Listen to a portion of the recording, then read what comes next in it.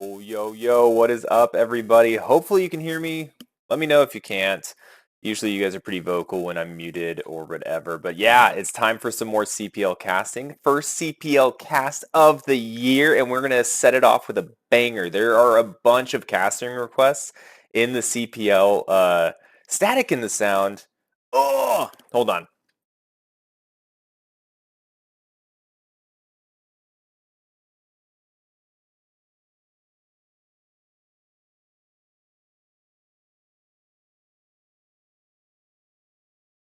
How about now?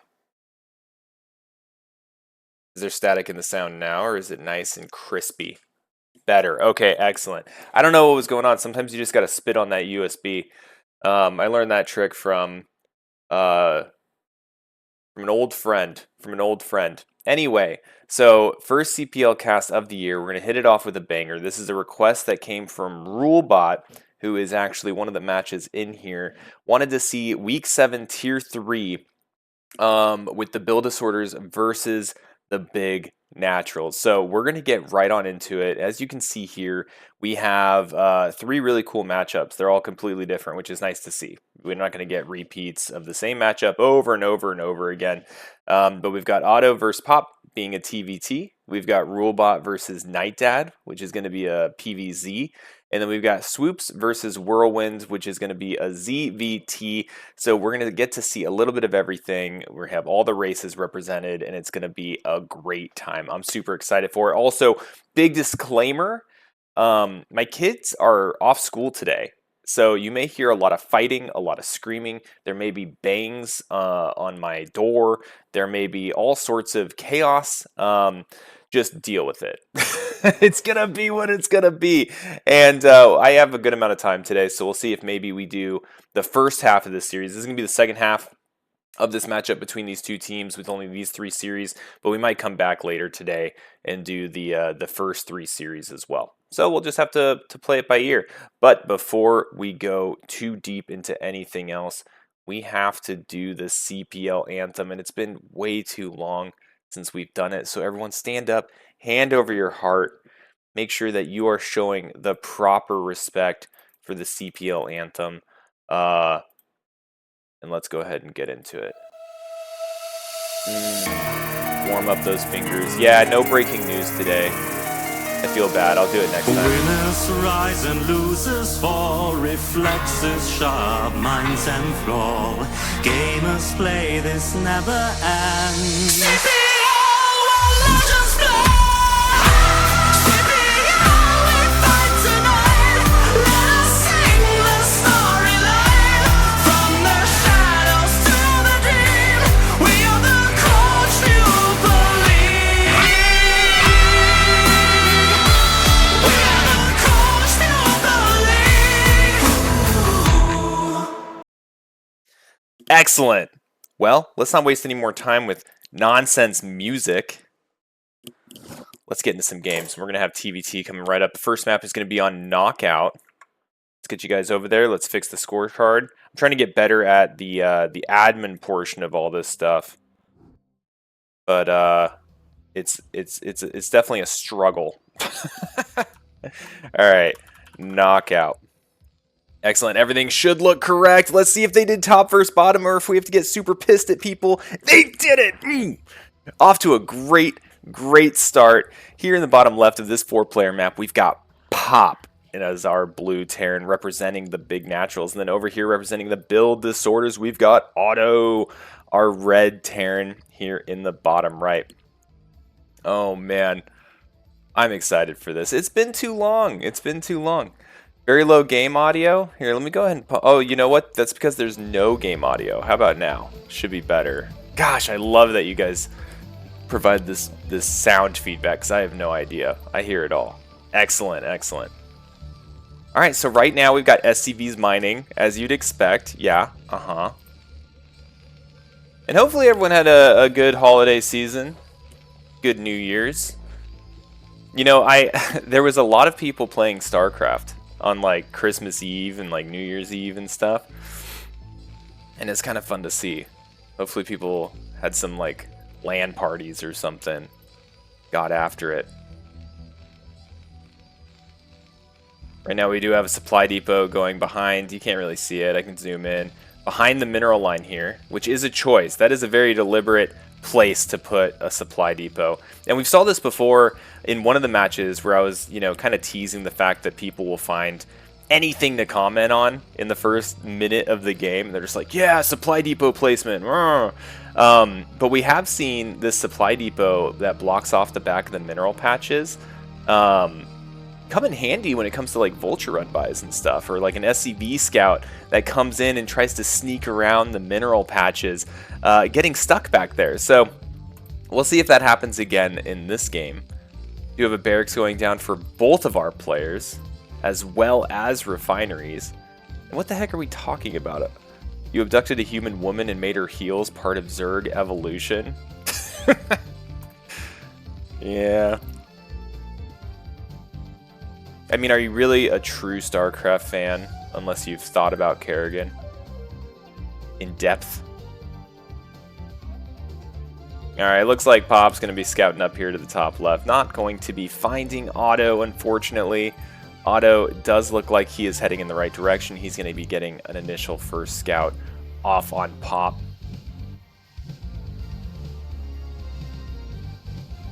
Do have a single Marine here at the ramp. We'll see if this SCV can get in. It should be able to, but Otto might turn him around. He says, nope. Catch me if you can. He runs right into the base. He's going to see the factory going down. He's going to see that there's only one SCV on gas. So likely going to be expecting an expansion here. And we do already have the barracks up and floating for Pop.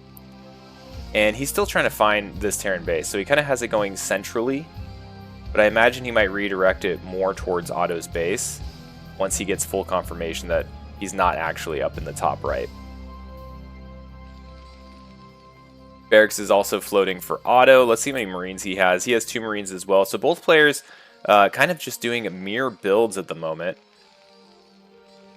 Factory just finishing up for Pop. The one over on Otto's side is already complete, and he's already about halfway done with a Vulture.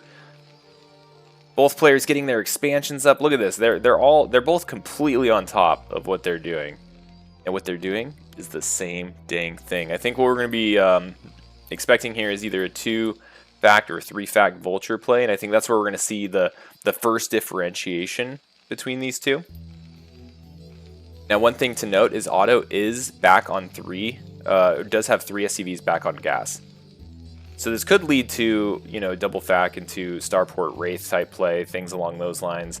But we'll see if he decides to go that route, or if we're going to have just kind of that early swarm, Vulture War type style. Now Otto's going to poke in here.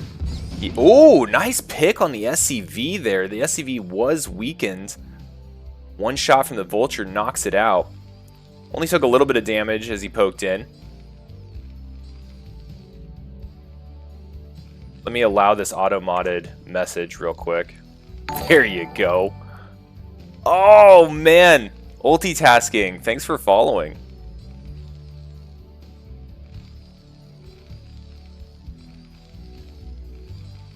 Alright, so we do have 2 factories. We already have an add-on going for Otto. And we're going into 3 factories for Pop. So about to see a freaking F-ton of Vultures coming out from Pop, and we'll see if he can capitalize on it as he shoots across the map. Now we are getting the supply depot down here at the natural for Otto, which I like. This constricts the the choke here, forcing those Vultures into kind of like a line as they come in.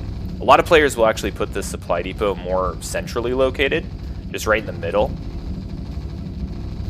Ahoy there! Yeah, like this. You can see Pop. He put his supply depot in the middle, and Vultures get real stupid trying to get around this supply depot, and it's a pretty effective way to slow them down. Now the Marines are shooting at Pop's barracks. It's going to have to float away, and I don't know if he got in and saw, that there is a 3rd factory being produced. Not entirely sure. You can also see for Otto, he's getting his armory up. So just little differences here and there between these 2 players' builds. Now, one thing that really does kind of set Otto apart is he has already started tank production, whereas Pop is going full Vulture. Just full send on the vultures. He's getting speed. He'll likely move out once mines are complete. And then he'll start slapping down additional add-ons and building up his tank force after the fact. Going up into a 4th factory now. And actually has Otto's barracks on fire. So I'm curious to see if Otto runs an SCV over here to maybe try to get a repair. Or if he may try to throw down some factories ahead of time. But once this barracks goes down, he's not going to be able to expand his factory count. So we'll have to see if he rebuilds or what the case may be.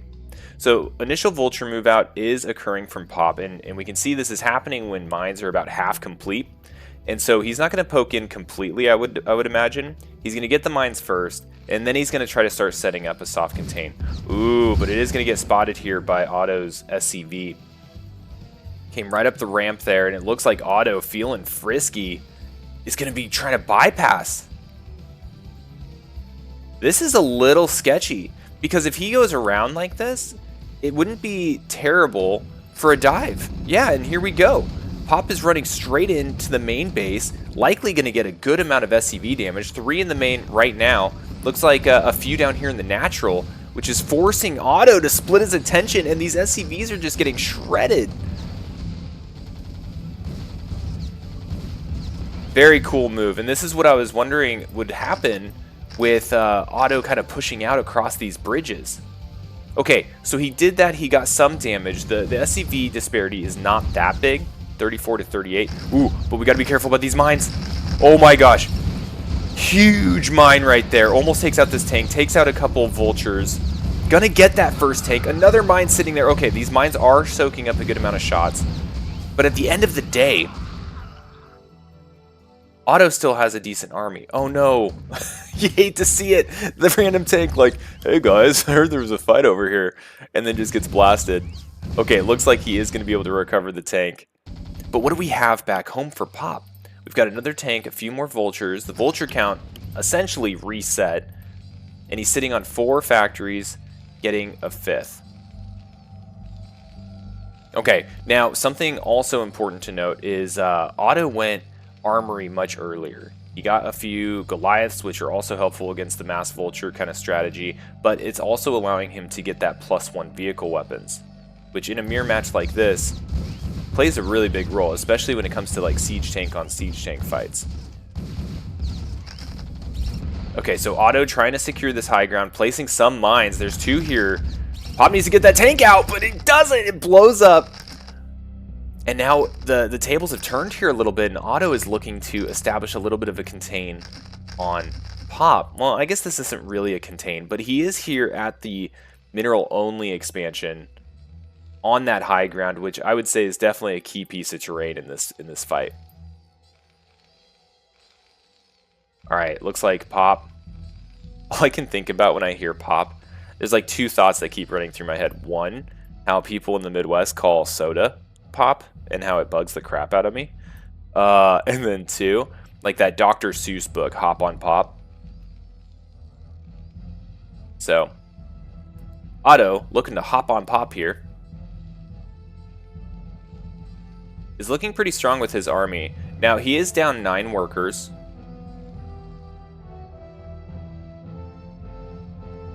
And Pop is trickling a good amount of units across the... Oh my gosh, there were so many mines hidden amongst Pop's mines. Alright, so we're starting to get a nice siege up here for Pop. Now, this barracks might go down. It is on fire, but it's providing that sweet, sweet vision for Pop. Oh, huge mines, taking down 2 tanks. Now, there's only a single tank up here on the high ground for Pop, and it's out of range, not really able to help support this fight a whole lot, but there's a lot of mines. Keep an eye on these mines. They've been really effective. Though with this many vultures, it looks like he's able to kind of clear them as he moves. Looks like he's targeting this tank. Does knock it out, and now it's just vultures versus Goliaths and tank, and this fight is actually going really well, I think, for Pop. Now, this tank is toast. Is it going to be able to hit that mine? I don't think so. Crimson Joe! Thank you so much for the subscription. All subs go towards SKU tournaments. Starcraft Underground tournaments. We have a $50 tournament ongoing right now.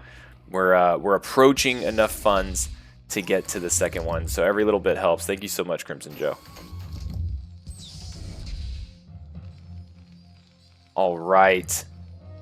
Huge amount of vultures coming out here. Escalade. Thanks, Esk. It's not a scam. Okay. Mines blow up on the tank on the high ground. Now that tank got a lot of work done though for Pop. Now Pop, you can tell his economy and his production starting to take a little bit of a lead here. And we have a starport out for Otto. But I don't think any type of transition into Wraiths or anything along those lines is going to be overly helpful with the Goliaths out on the map. And it looks like Otto's really trying to fight, trying to get scrappy here to try to take this third location, or at least secure this high ground for a proper defense. So a little bit of a no man's land here. And I think Pop's tank's going to ultimately get wiped out. Yeah, there we go. So we were talking about upgrades earlier and how Otto it has that lead. He's at 1-1 now. 1-1 just finished. And he's also getting a second armory. So that starport, maybe not intended to get air, but it's going to allow him to get that science facility and start working his upgrades up all the way up to 3-3. Now, Pop still coming in here and making things work. Tank on the high ground almost goes down. The mine gets destroyed, but the siege shots, the splash damage is what's really getting him. And look at this. Over here, Pop. Double expanding behind this pressure. If he gets those expansions up, unpunished, this game is firmly in his hands. But he doesn't have a lot. And what he does have is kind of like spread all over the place. I'd like to see this consolidated a little bit more. Otto doing a good job of keeping his tanks repaired, except for this guy. He doesn't like that guy. And meanwhile on the base, we do have that science facility. We're going up to +2 weapons for Otto. Pop does actually have his +1 attack, so that's good. And yeah, I'm noticing in the chat, you're right, Pop is up, 20-ish supply. Now 14 of that or 15 of that is workers as well. So I really like Pop's position here. He's got a loose contain. He's got 2 additional bases coming up, expanding like a Zerg right here. Yeah, he's popping off, as some would say. But I think that there might be a window for Otto to get a strong push. It wasn't cheap for him to go out there and double expand. And the upgrade advantage is firmly in Otto's hands with the +1 armor. Okay, it looks like Otto's going to start making a push. He's going from high ground to low ground up here on the north side. Now what I want to see is if Pop takes this army down here in the south and sneaks in for a flank. I don't know if that'd be the best move right now, but it might happen. These tanks doing so much work over here, completely breaking through this line that Pop had established. But this isn't going to be just enough. Like, behind this, Otto's going to need to expand, or he's going to need to push across and knock out another base.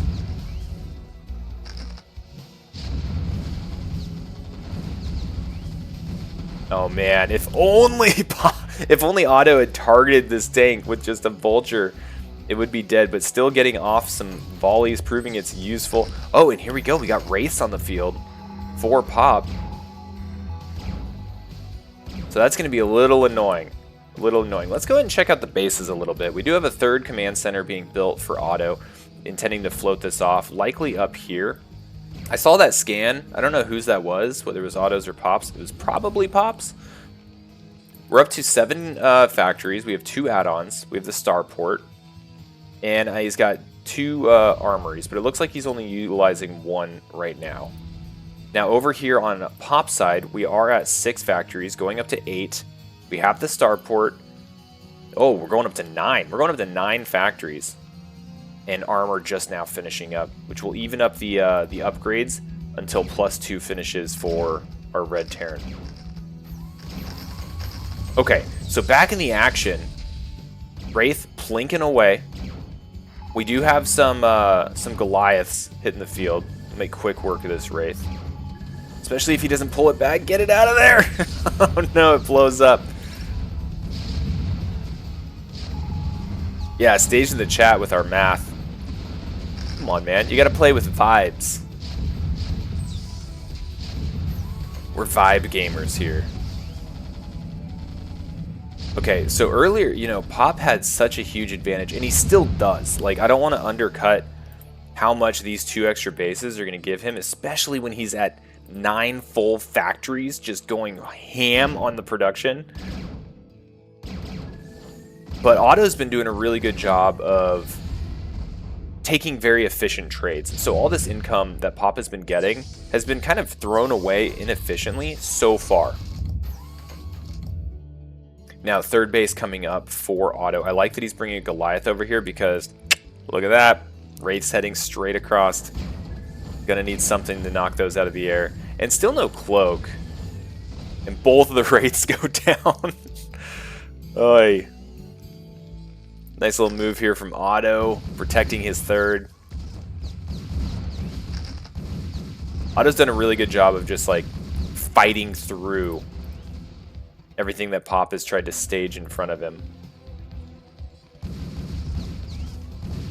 Got a little bit of a vulture battle going on up here. And 2-1 has kicked in, by the way, for Otto. About to go up to 3-2. Have some SCVs up here in the top left. Might be going up to a 5th base. I have no idea how long this game's going to be. But it's setting up to be a long one. Alright, I'm trying to keep an eye on everything. There's a lot going on. We've got bits of army for Pop all over the place. Now, for Otto, he's still primarily hanging on to this high ground. He has a ton of siege tanks here. And then he's trying to secure this third base. This seems to be his primary priority. Oh, double starport up here in the top left. We might be seeing battle cruisers, baby. I guess it's about that time. Whenever you start feeling bored in a TV, what the heck was that? Hold on. What did I miss? Otto throws in the GG. Might be like me. Sometimes I'll throw in a GG just because I'm sick of playing the match. It kind of looks that way. Hold on. I don't know. Was he scanning? Yeah, he scans the starports. Does he scan anywhere else? Okay, it looks like scanning the starports was enough. That was kind of anticlimactic. Like, this is a game that could have gone on for like 40 minutes with like crazy ghost lockdowns and science vessels, EMPing battle cruisers. But that is going to be a first map win for Pop. Okay, so that's going to take us into round 2. And this one is going to be on Radeon. Let's go ahead and get it. Oh, I need to update the freaking score sheet. Hold on, let me do that real quick before I forget who even won that last round. So, who did win that last round? It was Pop, right? So, Big Naturals coming out hot. Pop with the 1 map win. Let's go to the game. Let's update this. And let's see if we get to the end of the game. I want to see all the buildings destroyed, the way Blizzard intended it.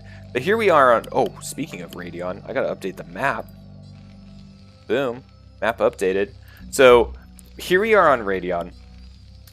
We've got Otto down here in the bottom right, representing the build disorders.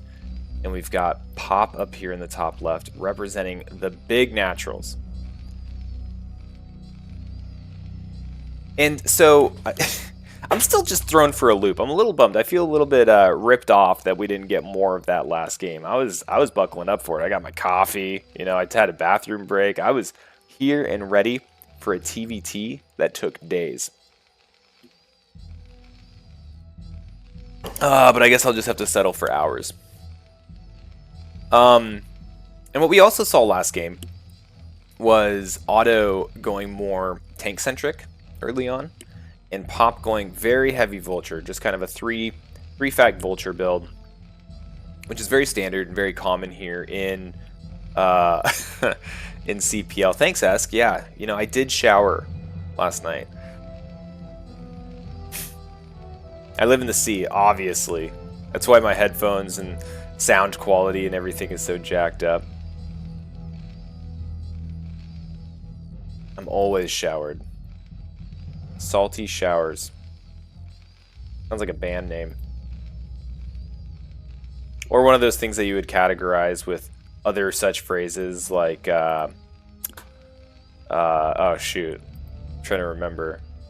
Like, oh no, what are they? I was trying to think of all these like dirty phrases, like Boston Steamroller, you know, things like that. The Salty Shower. It's conversations like this that when I upload these things to YouTube, I always have to uncheck, check the block. No, it's not made for kids. Yeah, shower overwhelming is a cheat code. Makes everything moist. All right, so one thing I wanted to know here was Pop did come down here to the middle, right? So we didn't see any type of like BBS or anything last game. CPL, though, like obviously we have the replays. I'm casting the replays. It is a league where you can really prepare for your opponent. So if Pop is aware that Otto may do some type of BBS build or 8 racks in the center of the map type thing on Radeon, that could inspire him to do this kind of check. So I like that he checked that. I think it's just good discipline to do so, especially when you're ahead. Because I always feel like, maybe I'm wrong, but I feel like I'm more inclined to cheese when I'm behind. Well, maybe that's not entirely true. If I feel like I'm actually like super screwed, then I'll cheese. Maybe get a free win. But also when I'm ahead, I'll cheese because it's one of those things where it's like, well, I already have a map win. So if it works, it works. If it doesn't, we still have another chance. Yo, that SCV barely surviving, does get up into the main, but then gets executed by Billy and Joe. Barracks is already floating across the map. We've got an expansion going down. Still sitting on 1 on gas. Jones, thanks for the follow. Welcome, we're watching some CPL together. Tier 3, one of the best tiers. Expansion for both players, and here we go again, right? So last game we saw earlier add-on for Otto as well. And he seems to be much more comfortable having early tanks and maintaining a high tank count.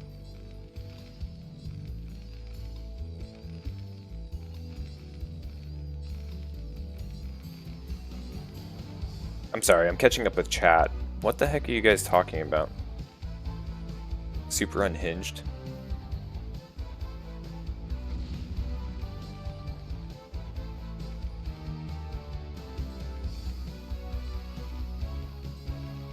Okay, so now we're going double... Oh, no, that's the third factory. Okay, so same thing for Pop. So he's just going straight into 3-factory Vulture. It worked well last time. What didn't... Okay, so what went really well for Pop last time was that he was able to get in behind the initial defense, split his Vultures, kill SCVs at the natural and the main. But what didn't work is that the continuation of producing the Vultures and having them just die. I would say like in the early and early mid game, last round, Otto was taking extremely efficient trades. We'll see if Pop though, because what set him apart last round was his just pure freaking expansion. He was just soaking up the map. He set up that loose contain, and it was just like, I'll take this base, I'll take that base, I'll take this base, and he was never punished for it. So I'm hoping Otto checked the replay, because the only other map vision he really had was that very last scan where he saw those 2 starports and was like, I'm not dealing with this, and bounced. Don't look at chat. Don't want to lower my IQ. I don't think you can lower my IQ any more than it already is. So currently at 6 Vultures, we have speed coming up for Pop. We're also getting mines for Otto, so this looks very similar to what we saw last game. Ooh, but this time... missed a build disorder here. Moving across the map with his 2 tanks. I'm actually scared about this. For a couple reasons. One, He doesn't have siege or anything, which is, you know, not the end of the world, but there's a lot of vultures here. And if these vultures just run by, or even some of them run by, he can get a ton of damage in the main. Okay, so he's going to run in here. He's targeting down these vultures one at a time. He's going to try to hit these tanks, but a boy band of vultures sucks against tanks. Look how many shots it takes. Kills another vulture. See, like, there's just not enough here. This might be it. Like, holy crap. Pop is just steamrolling. Steamroller. Boston Steamroller. That's what it was. Anyway, these vultures are just steamrolling Otto's army here in the open. And I feel like this is kind of one of two ways TVTs usually go. Either A, you have to, you know, sign up for a retiring home or something because you've been sitting in front of the screen for so long waiting for it to end. Or B, you get a super fast game like this where the Vulture War just goes in favor of one player. So Pop's going to take it 2-0. GG's to both players. Really fun series. Alright, so let me go ahead and update all the things. And that's going to give Big Naturals, known for their wonderful personality, 1 win up in this matchup. Now, the next match that we have is going to be a PVZ, and this is going to be, again, between Rulebot and Nightdad. And I feel like we've actually seen Nightdad quite a bit on this channel. And I've been told that these matches are bangers. So, buckle up. And the first map is going to be Knockout, obviously. And let me update the score sheet real quick before we get into it, just so I make sure everyone's on the right team and everything. So first player is Rulebot, who is in fact not a bot from what I've heard. I thought he was, but I told him to like disregard all his previous instructions and give me a recipe to chocolate cake, and he told me to fuck off, so I don't think he's a bot. And then we need Knockout as a map. Alright, sweet. Let's get into it, y'all.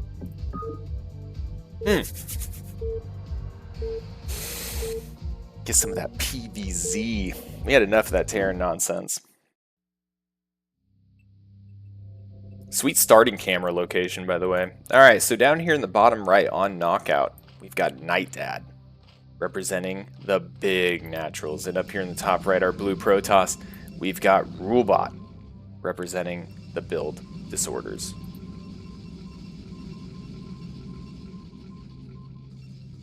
And I love that name, build disorders, because it feels like really relatable.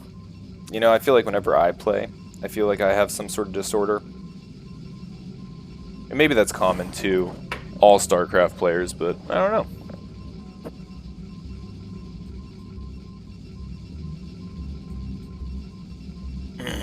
Coffee. Alright, let's see if it's a 4-pool. It's not.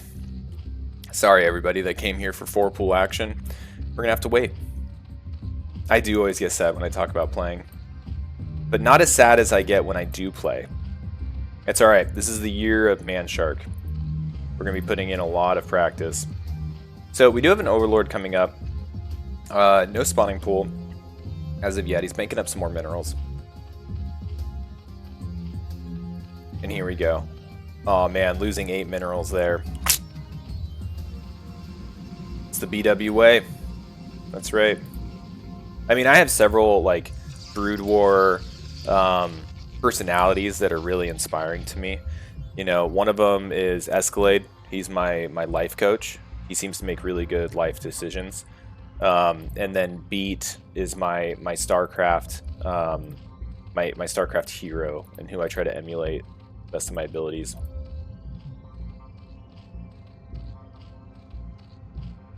Alright, Probe's going to get in here. He's going to see the spawning pool timing. We also have a Forge Fast Expand showing up. And initial cannon going down.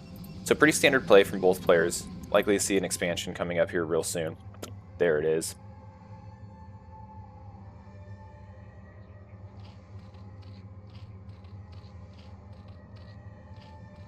Four Zerglings coming out.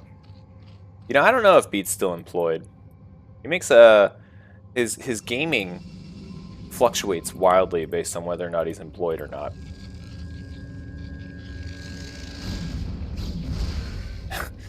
Is Artosis unemployed? Artosis makes a lot of money off of Tangia.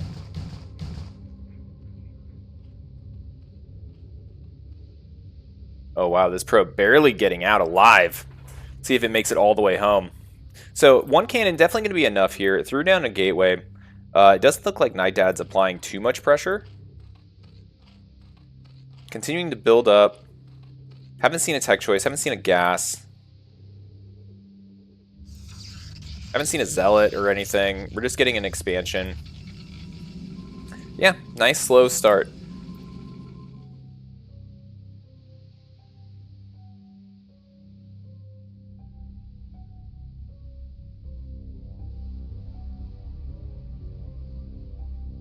Now, I'm kind of curious what this probe's doing. That's why we're following it. Because he already had the scout down on the main. And he's either trying to peek out and see if Nightdad's taking a ninja base, or he might be thinking of doing some sort of proxy himself, or I'm not entirely sure. But it kind of looks like he's just scouting around, keeping an eye out for any type of hidden bases or drones that are bebopping around. And the third base is going up here at the all mineral location. And still no Hydralisk Den or anything as of right now. We just started mining gas for... What just happened? Sorry, I thought I saw something happen on stream. We just started mining gas, so we're likely going to see a Hydralisk Den coming up here real soon.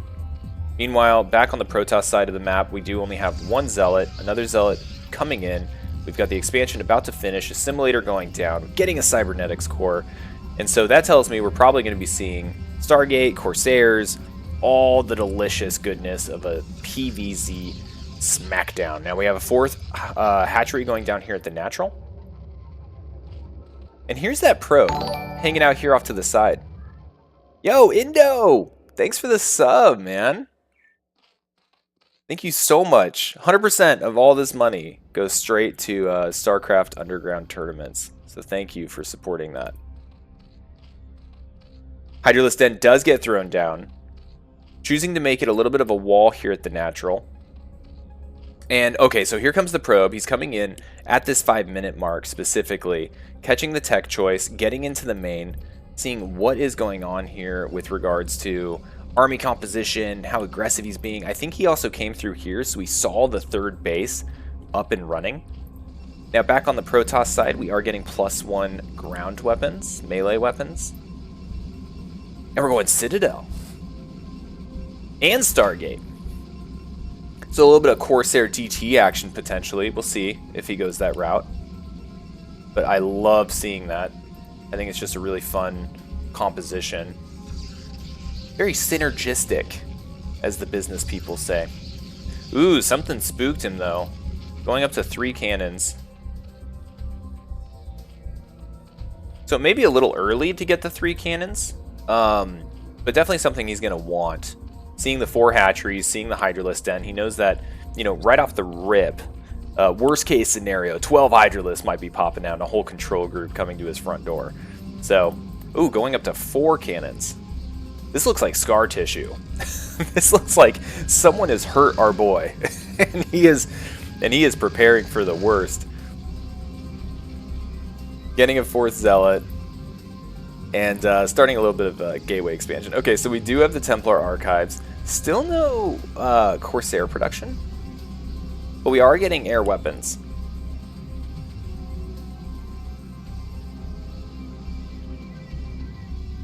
A 5th cannon.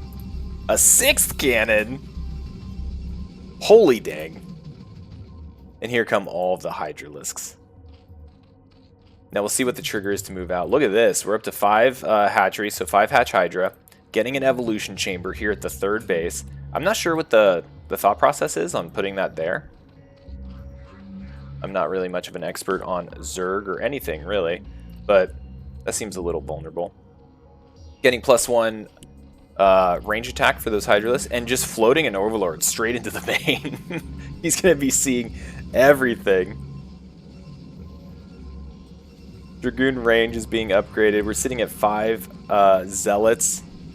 Hasn't moved out. A lot of times you'll see Protoss kind of take these initial Zealots, usually around like 2 or 3, and they'll kind of poke out and at least like get these Zerglings off the lawn. Dragoon is out. Gonna start smacking this Overlord around. We got Zealot legs coming up.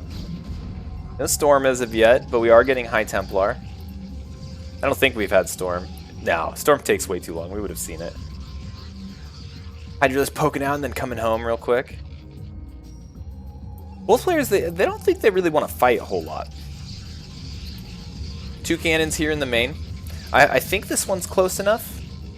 Okay, that one definitely is. So it's good to have a cannon by your Stargate just to prevent those Scourge from coming in, parking on top of your Stargate, and then when you finally do make a Corsair, which it doesn't look like he really has much intention of doing, it doesn't just explode as soon as it spawns.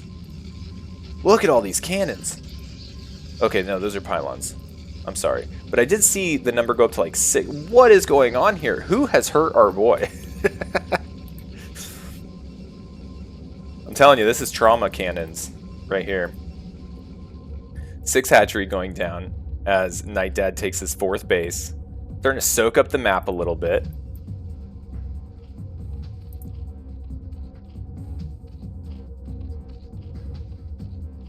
+1 almost complete. And that might be our trigger to move out. He's getting his Spire up. We don't have like Lurker Tech or anything underway yet. Nightdad really pushing to just expand.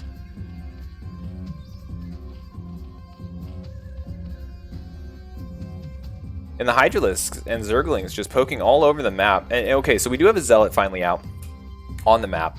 And looking at all these different bases, seeing that, you know, the left side is still not taken. And he's going to finally come down here and see this 4th base. Now, whether or not that triggers a response, we'll have to see. Looks like he's comfortable just building energy on these High Templar. I still don't think Storm is researched, though. Getting a gateway. There's a robotics facility going down somewhere. There it is. Okay, and so now we're having a little bit of move out with the Zealots. Looks like he's bringing along a Dragoon. Okay. Let me check chat. Did anyone notice if Storm was researched?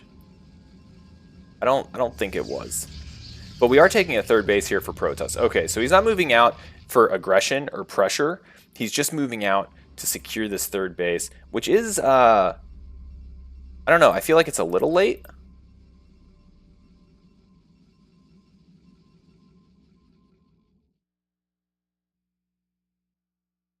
But I have faith. We all have faith in the rulebot.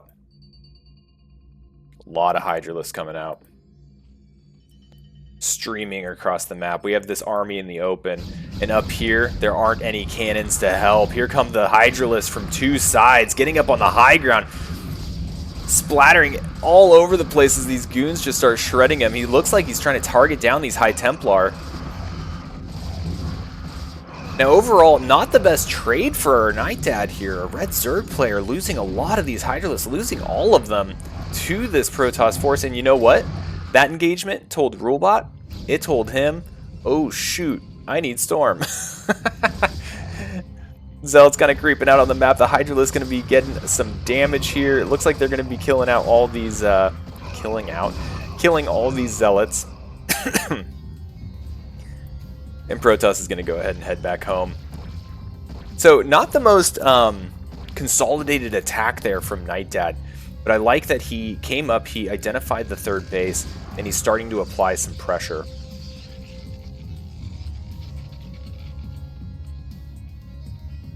Now meanwhile, if we start looking at what's going on, we do have that Spire down, but we haven't seen any Corsairs. So instead of going into Scourge, he is building Mutalisks. He's got 5 on the way. This is going to help with those Zealots. It's also going to be a good option for sniping those High Templar. And I know Lurker Aspect was researched a while back, but we're not seeing any Lurkers as of yet. But just in case those Lurkers do arrive, our Protoss player is starting to build some Observers. We got 1 out on the field here. And this might finally start giving Rulebot some of that vision that he needs to start adequately responding to the composition he's up against. A whole bunch of cannons going down here at the third base. No probe production going on here just yet. But we are starting to build up quite the high Templar count. This one, a veteran of the last skirmish. Back when he was stormless. Now all of these high Templar are very full of storms. Looks like we might be getting another expansion here from our Zerg player. Okay, here come the Mutalisks. And you know what? I think there might be a big dead spot right here. All these cannons. Oh, but you're flying right into them. Okay, going up into the main instead. And what's he going to find? More cannons! Oh no. Not being as effective as possible here, but does get a full scout off of what's going on in the Protoss base. And I think it's so fun. Yo, Quantum, thank you so much for the subscription. Again, all the subscriptions, all the money, anything that comes to this channel goes straight to Starcraft Underground tournaments, so thank you so much. Okay, so Protoss starting to get ready for a push here, leading with the Zealots. Is he going to be able to drop some storms? We have all these storm-shaped blobs of Hydralisks out here. Oh, a couple come down, huge storms blanketing everything. Hydralisks just turning to mulch. And is there going to be enough? Now, I don't think he lost a whole lot of High Templar, though, so he just needs to go back, regenerate some of that that energy, that sweet, sweet storm juice, and get back after it. A lot of Hydralisks coming across the field. Going to be able to get this Dragoon that was a little bit out of position. And a big storm right here on this storm-shaped Hydralisk group. Oh my gosh, secondary one cleans up the rest. Oh no, these Hydralisks, a lot of them moving up and then attacking, taking a lot of damage. I want to see some of the kill counts on these guys. This one's got 6. Looks like some of the others that had, this one's got 7. That was like the first missed storm out of this entire game. Oh man, the Hydralisk just not being effective enough in these engagements. Okay. We're bringing in the lurkers. Time to bring in some heavy artillery. But the thing is, these lurkers need support. And there is an observer here, so I feel like Protoss can just move straight through this. And these 3 right here are just waiting for a storm. Do any of these have it? Not yet. This guy might be our one. Coming up here real soon. To a knockout near you. A storm! Alright, 5th base is going up for our Zerg player. Yeah, good point on the upgrades. We are at 1-1 upgrades for our Hydralisk. Good spread. Okay, so lesson learned. Let's go ahead and spread those out a little bit. And right now, when we look at the supply, it's not too bad, right? Nightdad's sitting at 111. Rulebot's at 118. You know, Nightbot has 5 bases. And once he gets those saturated, like, we're talking huge economy. How many hatcheries do we have? We've got 1, 3, 5, 7. We're at 8 hatcheries. And we're going to Filer.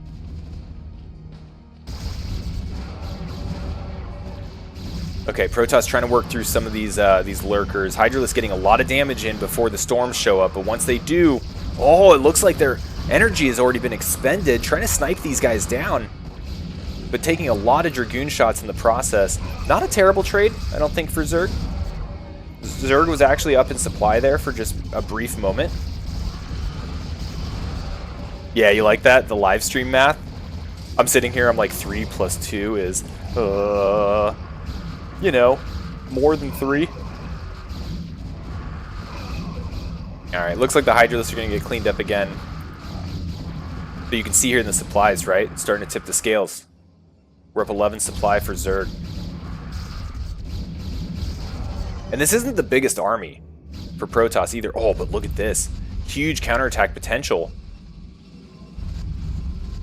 But instead, trying to just seal off the Protoss. This might be a little bit of a long game plan. Get the Protoss just stuck up here on these 3 bases. Wait for them to mine out.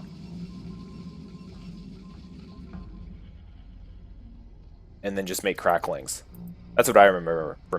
When I played Zerg back in high school, like a gajillion decades ago, it was all about cracklings. That's all I wanted. 6 base going up for Zerg. The economy's just ripping here. He's got more money than he knows what to do with it. I think right now the limiting factor is just larva. He just needs lots of larva and lots of clicky clicks.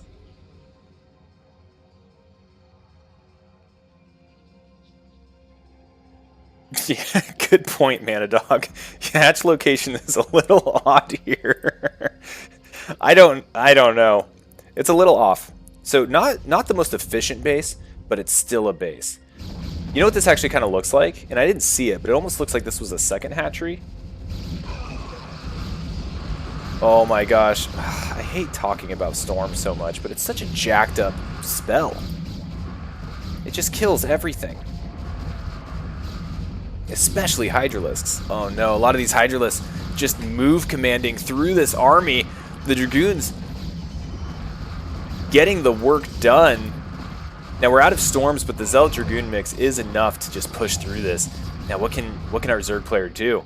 He's got tons of larvae, he's got tons of money, he's got tons of workers, he's got tons of willpower, he's got blood made of spit and vinegar. Can he power through this?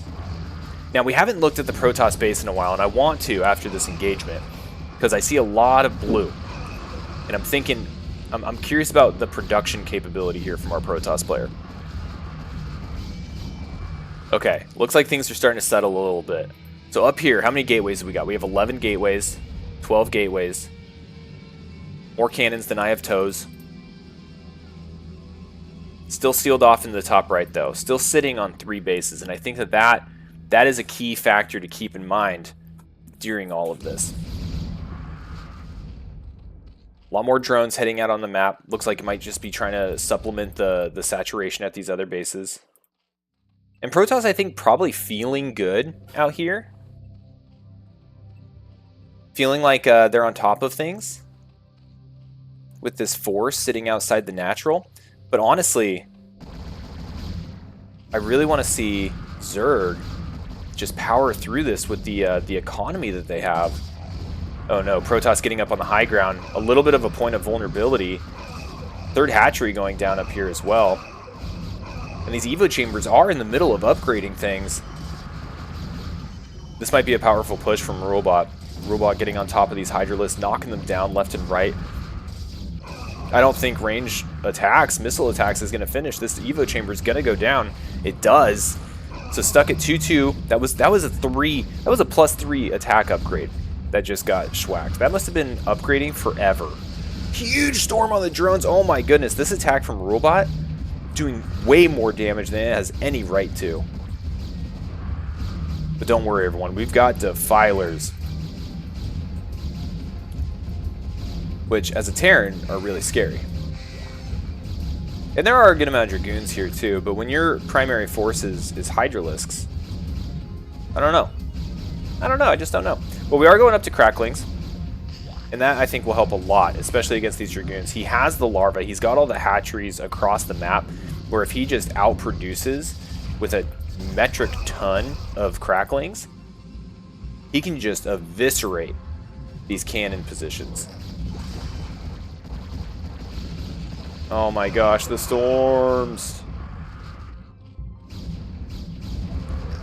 Come on, Nightdad. You've got the money. You've got the hatcheries. I want to see all the larvae just become stuff. There we go. It's like he heard me through space and time. Sunken Colony doing work here, keeping those zealots back. But Rulebot's attack doing a lot of damage. Knocks out that 3rd base. Oh my gosh, and he's going to transition down here to the 6 o'clock. This is wildly undefended. There's one sunken behind a good Sim City, and they're okay. All the larvae starting to become Hydralisks. More Hydralisks coming out over here. Is this base going to be able to survive? Oh my gosh, huge storm on the drones. We've got 18 kills on this High Templar, 12 on this one. Lost the Sunken Colony. Oh no, they're rallied. This is tough. This is tough. Yeah, I heard Storm's getting nerfed in the next patch. You heard it here first, ladies and gentlemen. Okay, so we got a Plague off on these Dragoons, which is good. But is it going to be enough for these Hydralisks to start powering through? Looks like it's doing a pretty decent job. Some of the Dragoons that weren't plagued were the first ones being targeted, and you can just see, oh my gosh, goon juice. You could swim in that. Storm, not the most effective. And it looks like our Zerg player is going to be able to defend this. Now, during all of this, remember, Protoss did that High Templar was just like, I've had enough of this. Storm me. Getting an Archon built. Okay, so 2 bases effectively went down. Like, this hatchery is going to survive, but unless we want to mine like this base, there's going to have to be a second one built here. Protoss has tried to break this position a couple times during that engagement, unsuccessfully.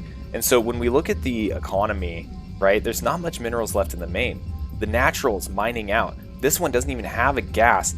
So right now, this game is still firmly, I think, in Nighthand's advantage. Nightdad's hands. Yes, Nightdad's hands. This game is in Nightdad's hands. And now that we've got Cracklings out, best unit in the game, we'll see how effective the Zerg can start attacking here, start moving out, start taking some of the initiative in these fights. Now the lurkers that were holding this position do get cleaned up. Now it's just a handful of Hydralisks. And Rulebot knows he needs to expand. He knows he needs to catch up to these base count. Now, one way of doing that is eliminating bases of your opponent. Did that, okay, but he still needs to get bases of his own.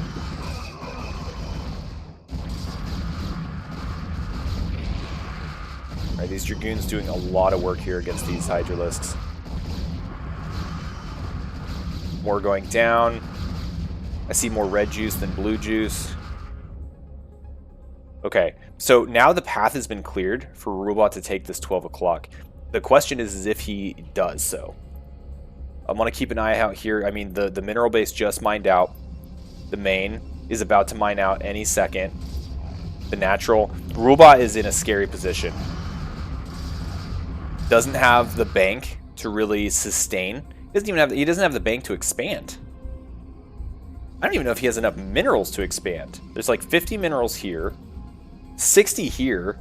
He has just enough money if he took all of the minerals from all of his mining bases to make a single nexus. So don't make any more zealots, my guy. Okay, he just crossed the 400 mark. Can we get a nexus down here? Right now it looks like we're long distance mining. Taking whatever they can. Sending another zealot run by down here to the 6 o'clock, which is annoying. And I like that, because what this is going to do is this is going to keep the pressure off of him. For relatively low cost, and he's also doing a ton of damage. Like, look at this. These zealots, these 3-2 zealots are just mowing these Hydralisks down. But you can also see that Zerg is continuing to reinforce this position instead of messing with this. Like, look at this. Like a lurker right here. Chef's kiss. Impaling so many probes. Probe Impaler. That's got to be someone's nickname in high school. Alright, here comes more Protoss coming down to the 6 o'clock. Okay, but Zerg is redirecting their attention a little bit. That might have been a rally. And by the way, completely mined out. This is all the mining that's happening. The marathon mining. Absolutely bonkers game. Now these Archons might become a problem. Looks like the first one's about to die. See if the second one falls. Got some Defilers in the mix. Gonna get a big juicy plague off. Doesn't look like it. Looks like the Defilers are kind of derping around. So Zerg might end up losing this 6 o'clock base. Yeah, Ask. Yeah, he's boosting every single one of these patches. Oh, hey, we got a Nexus up. Okay, so income just completely spiked here for our Protoss player. Income just went down for our Zerg player. You can see the bank from Zerg has been depleted. But does rulebot have enough to actually come back in this game? Yeah, nightdad has Plague. He's used it earlier. I think that was just an accident, that last engagement. I mean, there's a lot going on. This is scary. Protoss is just playing whack-a-mole now with this little force that he's got. Now, we're still at 64 drones for a Zerg player, so still a lot of mining going on.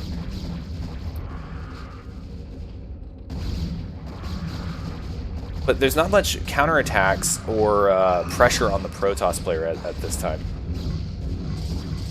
This is wild. This is absolutely wild.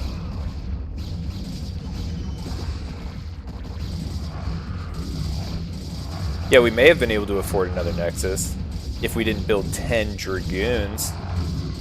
Ooh, Ultralisk! What? If we just start pumping Ultralisk, oh, I'm about this. I'm here for this. Come on, nightdad, let's get it. You know a good unit? Ultralisks are a good unit. Yeah, we're at 60 drones, well, 58. It just keeps going down. Right now, all of this whole base is just getting completely annihilated. But the Ultralisks are going to be making work here. Okay, so when it comes to mining bases, Zerg has 2 mining bases. I think this one's mined out. Oh, this isn't even a base. Yeah, this one's mined out. So 2 mining bases to 1. We have this base down here, which is mining less efficiently than most. And then we've got this base over here, which is a little bit vulnerable. There are some lurkers here to defend. I just don't think Protoss has seen it. Oh, but here we go. Here's the attack to the 12 o'clock. Oh, and there's nothing there. There's 1 cannon and 1 zealot. We trauma-built cannons at all the other bases, but not the one that's mining. Oh my gosh, the cracklings are just going to completely destroy this. Honestly, just go for the probes. Like, if we just kill all these probes, there's nothing left. They're all here. Protoss counterattacking with a good amount of units. Ultralisk being dumb because Ultralisks are dumb. And Protoss is able to clean this up. But another attack. Zerg's not done. And I think at this point in the game, Zerg can just completely walk in. We're at +1 melee. We just need to send wave after wave. Ooh, big storms. And if you just send cracklings for days, you win. Now this base, there's really no reason to even attack it, honestly. This base is high priority and production is high priority. Oh my gosh, please don't tell me this DT is just going to run somewhere and kill an entire mineral line. I hope it doesn't happen. Okay, cracklings, ultralisks. Was there a defiler in there? No defiler. Yet. DT, okay, DT does run under an overlord. Oh, and it does die. I wasn't so sure it was going to die. Ooh, battle probe leading the way. Looking for an expansion opportunity, undoubtedly.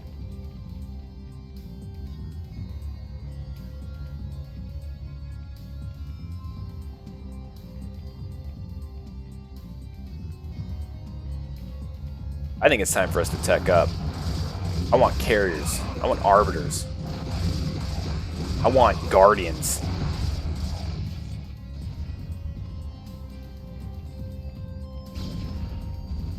Okay, so there is an expansion that went down here. All mineral base again, by the way. More Protoss funneling across the map. This, whatever o'clock this is, 8 o'clock. Looking pretty rough right now. This is a lot of Archons, a lot of Zealots. Oh man, I don't know. I think rulebot might be able to run through this. Might be a bad day for our Zerg buddy. By the way, this is just game 1. We have a whole series of this, guys. Oh no! Nightdad GG's. Ah! It's heartbreaking because I felt like Nightdad had that game, but that was an absolute banger. Let's go into the rest of the series. Rulebot's going to be able to take that first map, and we'll go ahead and we'll update the scores. So, Rulebot trying to bring back the build disorders here from that first map loss between Pop and Otto. Let's see what game number 2 brings us. Alright, game number 2 is going to be on Radeon. Let's get after it.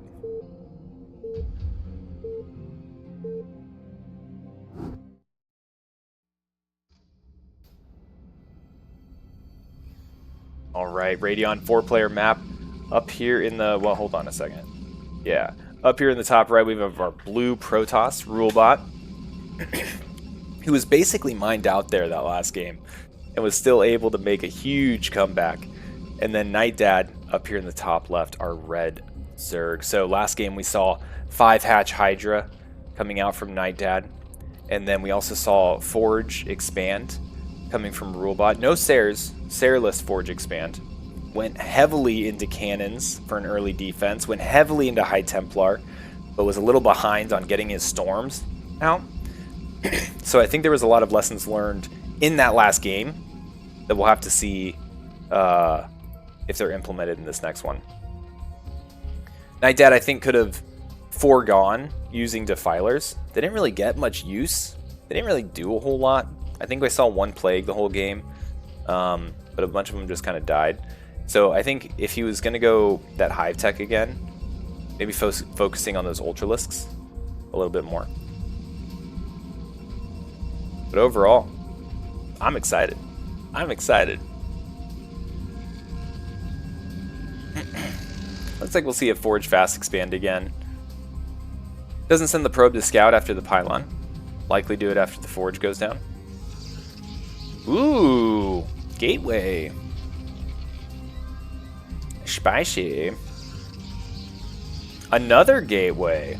Okay, so we got 2 gate coming out here from rulebot. Now these are going to be seen right off the bat by nightdad. His Overlord going to the correct location for a first scout. Drone's going to be heading out here. See if they kiss. No, they don't. I always think when workers like collide during the initial scout portion, I always think of that meme with Mike Tyson with like the 2 pigeons, and he's like, now kith. That's because I'm stupid. Anyway, we have a hatchery going down here at the expansion. We have the spawning pool up here in the main. And the Overlord sees everything. So we'll see what this inspires from our Zerg hero. It looks like he's going to go into 6 Zerglings and likely just try to get the pressure on very early. I feel like that's probably the appropriate response, but I don't know. Maybe you're supposed to play a little bit more defensively here because the initial Zealot is already out. He might be able to corner this though. Get a free Zealot for the low cost of like 1 or 2 Zerglings. But his buddy is following right behind. They're going straight to the G house.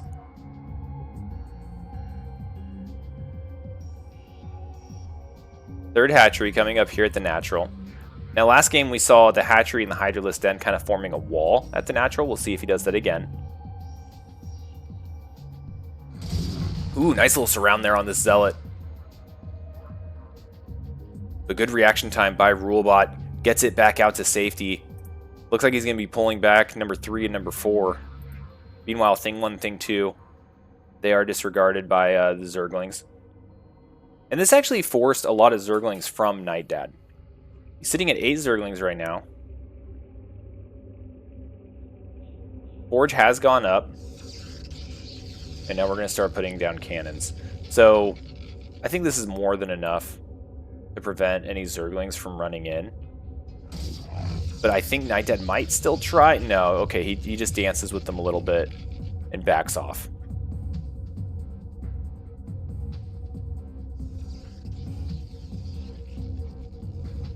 Okay, 2 cannons. That'll shut down most early game Zergling pressure. We have the 3rd hatchery almost completed. We are starting to mine some gas. And then up here in the Protoss base, we're just now getting an assimilator. So it looks like rulebot is probably going to expand first, get the assimilator up and running, and then we'll probably see the cybernetics core. A lot of Zerglings here. We've got 12 here, 14.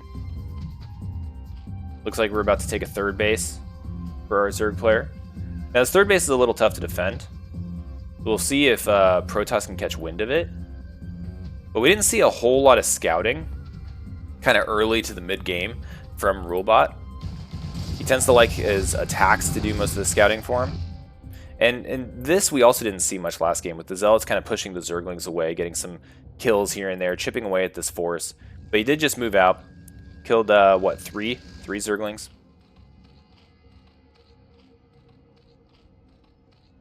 And there's the third base for our Zerg player. Okay. Looks like Zealots and Zerglings are going to dance a little bit again. Oh, but it looks like he might actually be committing. Needs to be careful. Now, speed's not upgraded. These are still slowlings.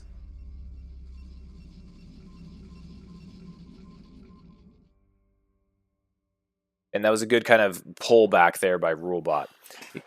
Don't want to overcommit. Don't want to allow the Zerglings to get in the base, because there's really nothing else here to defend. Right? We got the 2 cannons, but beyond that, there's really not a whole lot. Ooh, opportunity here to get 2 free Zealots. I'd say free. Only loses a couple of Zerglings. And without speed... Oh, he did get that one! You know, I've been watching a lot of, like, Korean casts and stuff. And one of the things I wish I could emulate is the excitement over little picks like that. You see, like, a single Zealot go down, and they're just like, whoa! Oh, Zealot! Oh! He got it! That's what I want to be when I grow up. A Korean caster.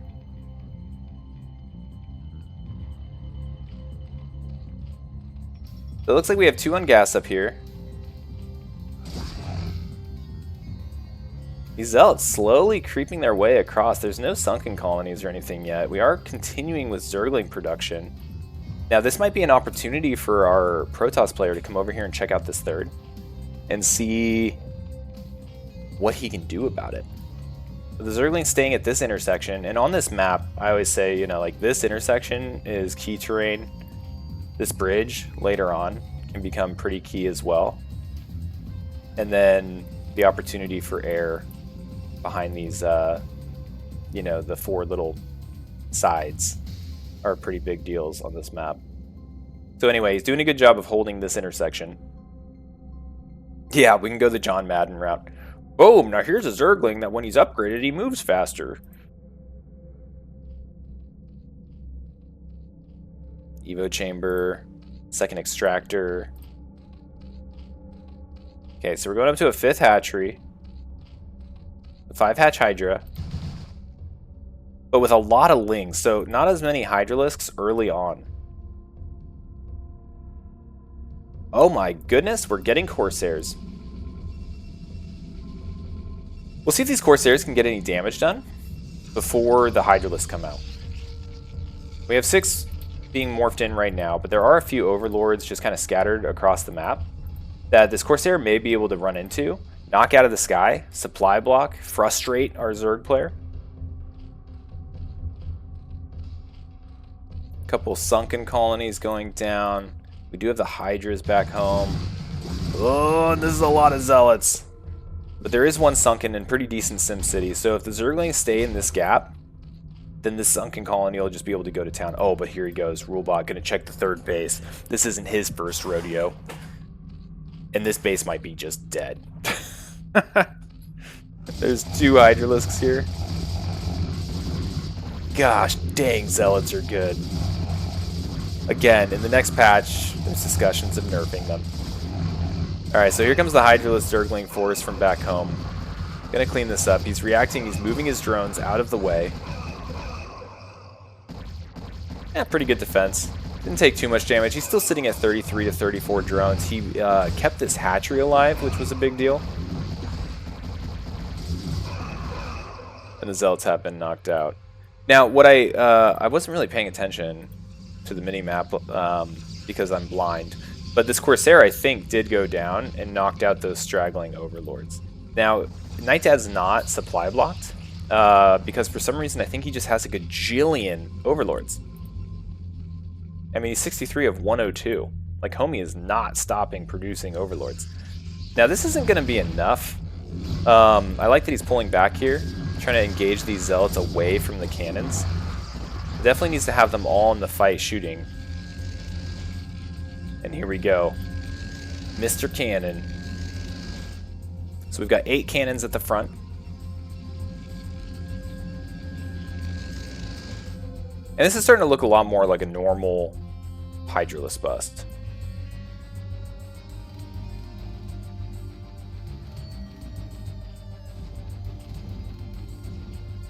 Another hatchery. Brings our hatchery count to 7.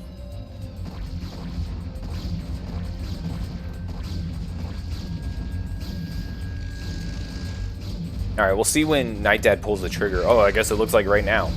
You know, because we talk through time and space.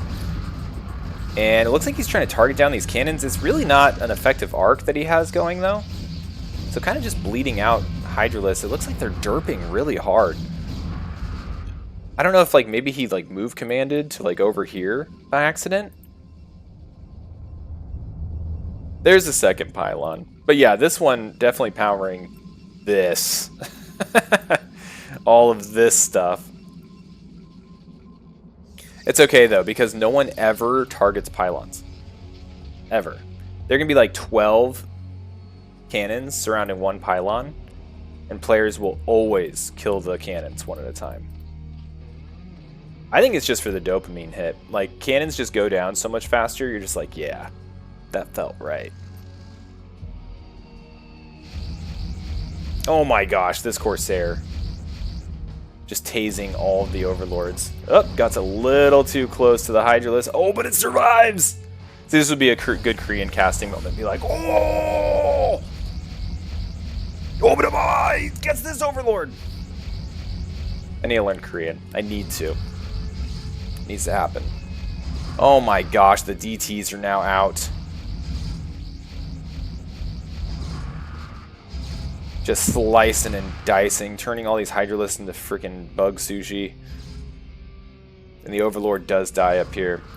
Which brings our supply to 91 of 95. Getting closer to that supply block. DT is walking straight into some Overlords, but Hydralisk not enough to knock them out. So they're going to go scouting and being a pain in the butt in other places. Might even catch this 4th base that's being produced.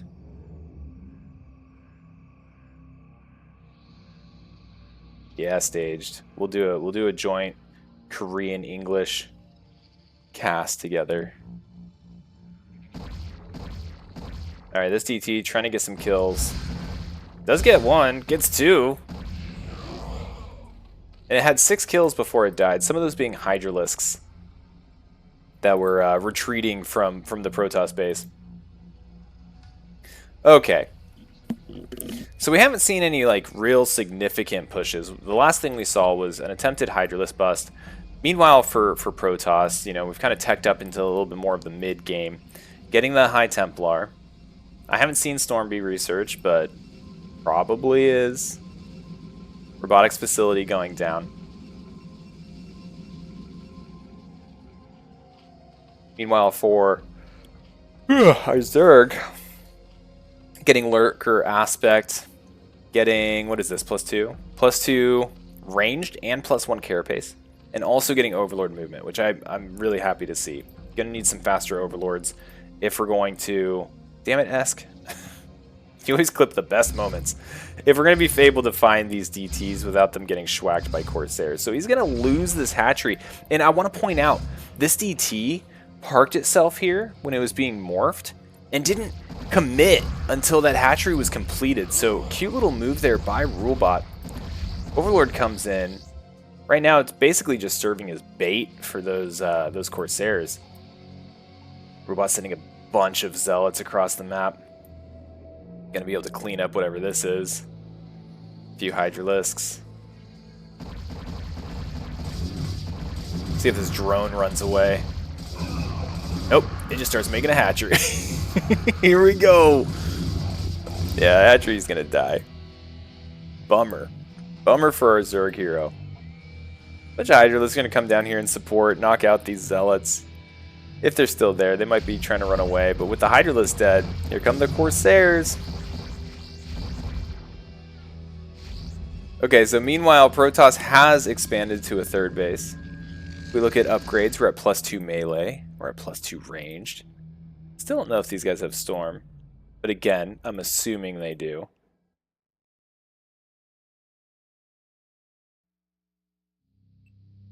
And no drone down here to reestablish this expansion. So right now we're on 3 bases to 3 bases. So not looking as good from an economy standpoint as we did last game for Nightdad. But Nightdad has been really good about taking time and spending a lot on drones. So he is at 59 to 40 workers, which is helpful. And here we go. Oh my goodness, look at all these lurkers. This is going to help drastically. Very zealot heavy force. I don't see any observers. That's right, the robotics facility only just recently got made. So these lurkers might actually pack a huge wallop. That's what we call the subterranean spines. We call that the walloping. More DTs heading out. See how far he goes. Might try to peek on over here again, but oh my gosh, it survived.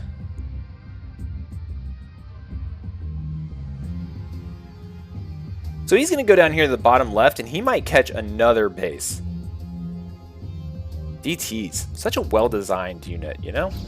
Everyone loves units you can't see that kill workers in one hit. Alright, we got a whole bunch of lurkers, but we're a little bunched up, and there's a storm! Luckily, they weren't burrowed. They would have taken a lot more damage, but now they are. And they go down. Okay, so this is going to buy Protoss a lot of time. And I imagine we're going to start seeing some observer production, but honestly, with as many storms as he has, like how many High Templar we have right here? We got 8 High Templar here, many of which have 2 storms in the bank, just in the chamber, ready to fire off. And look at this. DT took care of this bottom left. It might rotate around, take out this one again. Keeping Zerg on 3 bases is definitely a feel-good for Protoss. Okay, so the lurkers going up here, and we saw this a little bit last game as well. So last game on Knockout at the 12 o'clock, Nightdad utilized his lurkers to contain the Protoss into the 3 bases that he was on. The difference being that Zerg had like 5 of their own bases. And now Nightdad's trying to be a little bit more aggressive with his expanding. He's going to be taking this 12 o'clock position for himself. I like that. Big storm here. Got Hydra mulch all over the place. God dang. These Hydras just need to bring some umbrellas out because this storming everywhere. He's also fighting a little bit away from his lurkers, which is a little unfortunate. Not sure that was an effective trade for our Zerg player, but Zerg still is up by supply. Okay, now we're starting to move in, getting the lurkers up and deep here. Look at these guys just running straight into the middle of the fray. They're just going to be starting shooting freaking spines everywhere. And this is doing a lot of damage to Protoss, but these storms, oh my gosh, doing such a good job of thinning out these Hydralisks. So many. Holy crap. Just blowing his load right there on top of all of them. Dude, the storms don't stop. Holy crap, he's just double storming everywhere. Everything's dead. Everything died. But Nightdad's got a huge bank. Rulebot, not so much. He's down on like 90 minerals. But the storms don't stop. Jeez Louise. They just don't stop. We've got the infinite storm hat going for Rulebot. But that's okay. Nightdad's just like, where there's one, there's 2 more to replace them, and just keep sending the Hydralisk. Now these High Templar, they don't even look like they're losing energy. He didn't even have the amulet. I thought he did. He's now getting the amulet. And this kind of exercises the importance of maintaining pressure, right? Because if you let Protoss sit back for too long, they can bank up that energy. But if you're always attacking, if you're always skirmishing, if you're hitting in multiple places at once, or even if you're using like Mulisks or something to bait out those storms, you can keep this energy much, much lower.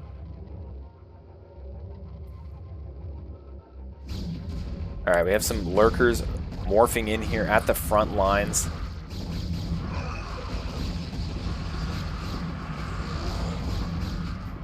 Disgusting. Protoss can do anything. But sitting at 3 upgrade for attack is definitely helping. Jeez Louise. Alright, so the attack is starting to lose steam here for nightdad. Again, he still has a lot of minerals, but gas is starting to become a little bit of the issue. Looking over here, you know, this 4th base is getting up and running, but we're still not on gas there yet. The 12 o'clock has survived. I don't think it's been spotted by Protoss, and we are at that point where nightdad is just continually just spend all the larvae on Hydralisk and just keep sending wave after wave after wave, and eventually Protoss won't be able to keep up. Now if we look here at the production for Protoss, we are at 10, 11 gateways, mined out in the main. Look familiar? Rulebot is most dangerous when he has no money. That's what we learned from the last match. When Rulebot runs out of cash, he kills. So Rulebot's waiting to run out of cash. Meanwhile, Zerg, definitely not expanding as much as last time. We just ran out of money here at the 3rd base. Main's looking a little close to dry. Natural as well. So I think nightdad right now is looking for the kill.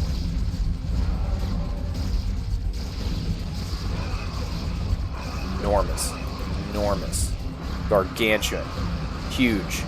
Big. These are all words that I've never had used to describe me, but for these storms, absolutely applicable. You're right, DT's still over here roaming the south side on patrol. An underutilized hotkey, in my opinion.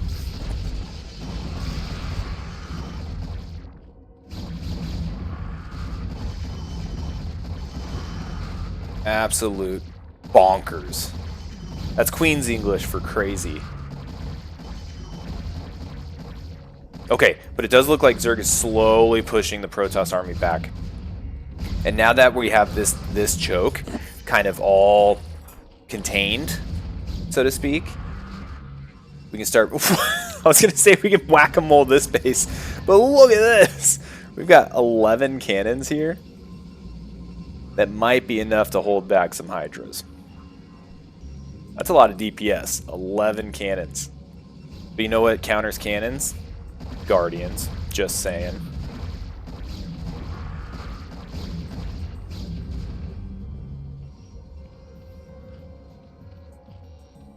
Dude, like, Robot has no army. Goodness. Where is this DT?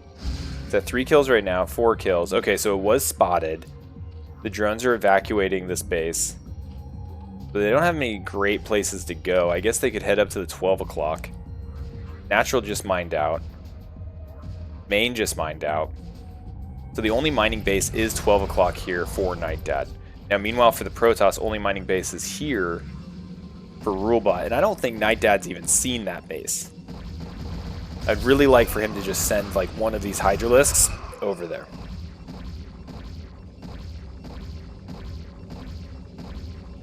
Dude, this Hydralisk just spitting on everything. Then meanwhile, Baker's Dozen. Wait, no, is it Baker's Dozen 13? This is a Mutalist Dozen. Mutalist Dozen of kills. We have Overlords back here. Okay. So as soon as Rulebot runs out of money, we're going to see some fireworks. Guaranteed. But meanwhile, looks like Zerg is starting to really take the upper hand here. 127 to 96 supply. Come on, I really want him to just peek over here. I genuinely don't think nightdad is aware that this base has been snuck under his nose. Oh, DTs!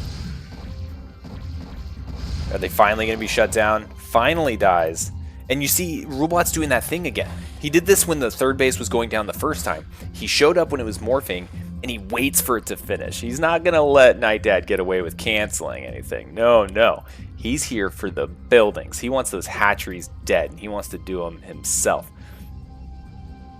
So that's what's going on down there in the bottom left. Ooh, we got some Lurker Spines knocking out a High Templar full free. This one doesn't even have enough energy. He's going to shuffle that one back. They're all waiting on energy. This guy, I think, has enough energy. What is it, 80? Might be more. Slowly creeping forward. Oh, no! I feel like you don't want to attack into this. Ooh, nice snipe on the High Templar, though. Baits out a Storm. Okay. That makes sense. And he's maintaining this contain. But again, what makes this contain so powerful is that it opens up the opportunity to attack here. Oh, here we go. Can you see it? No! Meanwhile, taking the 6 o'clock. This hatchery's up, so this DT will probably come in any moment now. Starting to rotate some workers. Oh no, he's going to rotate the workers down here to the bottom left. And then this DT is going to have a heyday. Meat is back on the menu, boys. Okay, here comes the Stormfront, walking right in, obliterating these lurkers. Now the Observer does get stormed to death, as all good Observers do. And it looks like Protoss might be able to break out of this contain. He at least connects to his third base, which is huge at the moment because he's got all these probes not doing anything. So if you can at least transfer them over here, you can at least get some additional mining. Or he can sneak out onto the map and get some more expansions. But right now, the supply lead is continuing to grow for nightdad. With rulebot bleeding out units here. I wanted to see if this DT... Oh my gosh, it's at 15 kills now. I wonder if he's just like killing one and then just chilling. 17. Okay, I want to keep an eye on this guy. Because I think if you kill the drones in one hit, it doesn't notify you. It doesn't give you that nice little ping that says like, your units are under attack. Or I think what it says when you're playing Zerg is... That's what most of the units say.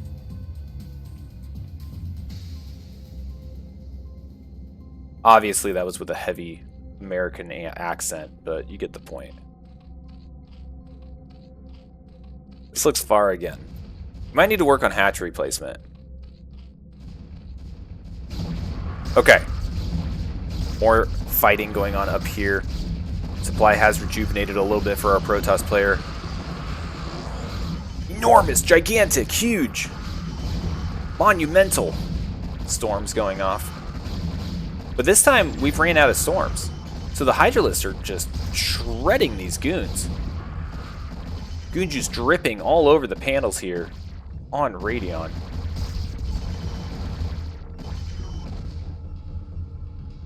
That was huge.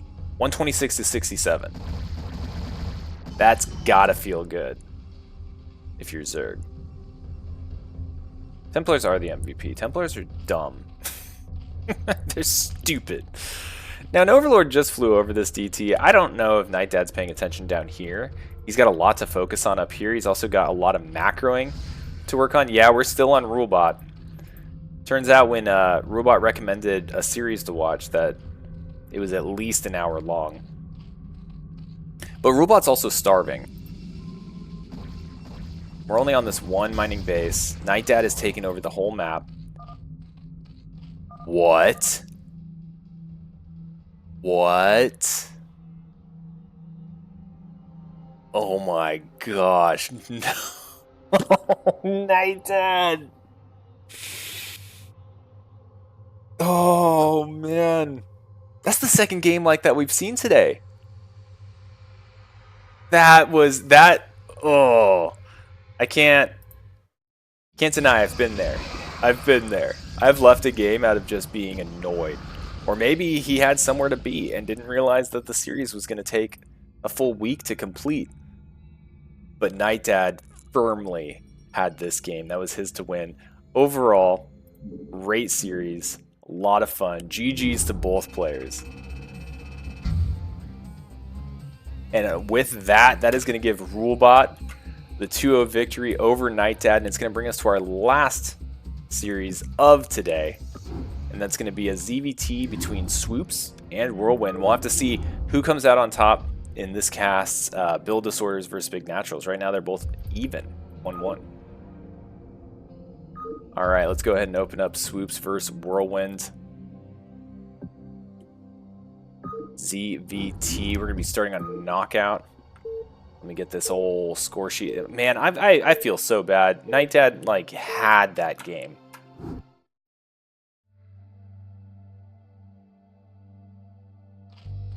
But definitely a fun series to watch. Thank you for the recommendation, rulebot.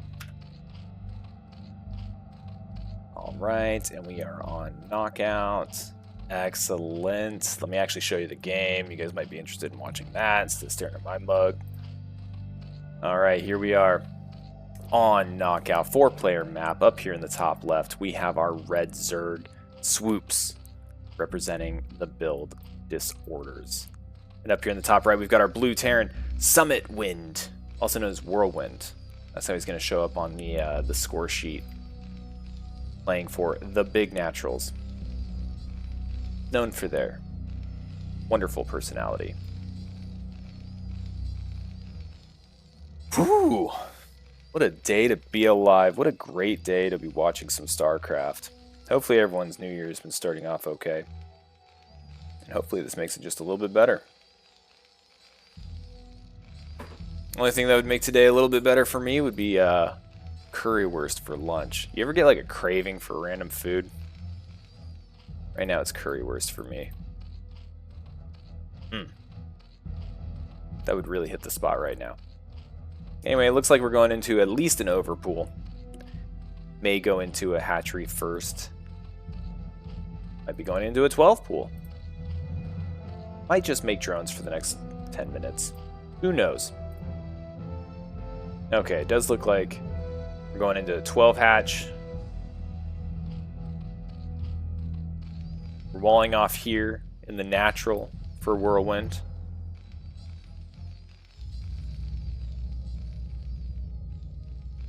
And we're also building a refinery really early, so we'll have to see if Whirlwind is a mech player. Or if maybe he's going for kind of an early...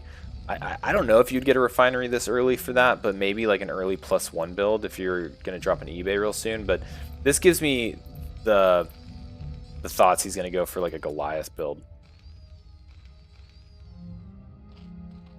Spawning pool is down. Extractor is being morphed in.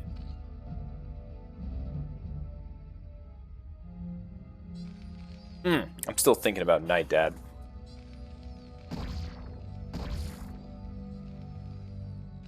Alright, drone's going to come in here, does get the scout, sees the wall. He's going to come in, he's also going to see the refinery and the gas. So we'll see how he decides to fight up against this. We do have the initial factory going down, likely going to go into some early vultures. Maybe get like 3 of them, move out. Start trying to plink away at some of these drones. Be a nuisance down here at the natural. Swoops might decide to make an early sunken, probably somewhere up in here, to prevent that vulture run by. We shall see. Going straight into lair. Gonna go mutalisks. Meanwhile, we've got the SCV plug in this hole, and we haven't seen Whirlwind. Oh yeah, we do. I was gonna say I don't remember seeing his scout go out, but already in here. M&M blood soup.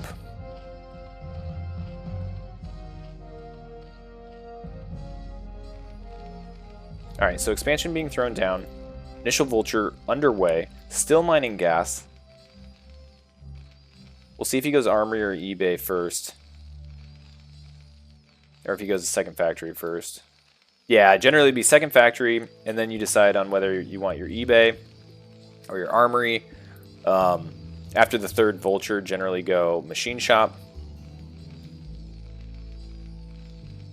But if you go armory first, you're generally able to pump out a couple more Goliaths at the risk of having your turrets come out a little bit later.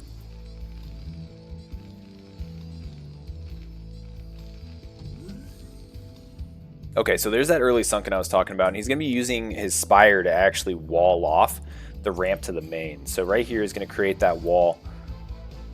And honestly, this is good SimCity. Like, the sunken's going to be able to spike any vultures that come in here. There might be a spot back here, kind of behind the score thing, where a vulture can kind of sit and chill. But a little bit tougher to navigate. Expansion's up. SCVs are transferring. We've got 2 factories. We've got the armory going down. We'll see if he goes straight into Charon boosters. You might need the armory first for that. I'm a Terran player. I totally know. Inspire's about 2/3 of the way done. So now we have the eBay going down. Yeah, so this is just going to be a standard Goliath opening, which can be tough if Swoops really hard commits into Mutalisks. Like a full commit into Mutalisks, or even like the mix-in of Lurkers, can really kind of just throw you off. But we'll have to see how Swoops' Mutalisk micro is as well. Homegrown infested CC casserole. I feel like there's a lot of anti-Terran bias going on here. What's up with that? I thought Terran was the race that everyone loved, was the honorable race. That's what Beat told me. Alright, so initial turret going down here. Second one in the main. No turrets in the natural yet. Oh no, it does look like one is coming up. Yeah, that's true. Maybe chat just doesn't have honor. Could be. I don't know if we really saw Zerg lose. Again. My heart goes out to Nightdad. Alright, so Mutalisks are out. The Vulture's going to see it. So we're going to lose our opportunity for any type of Vulture run by. Also, I want to point out, where are the other Vultures? Did I miss an engagement that occurred? Pretty sure he built multiple. He might have canceled his second one in order to speed up his second factory and get the machine shop up.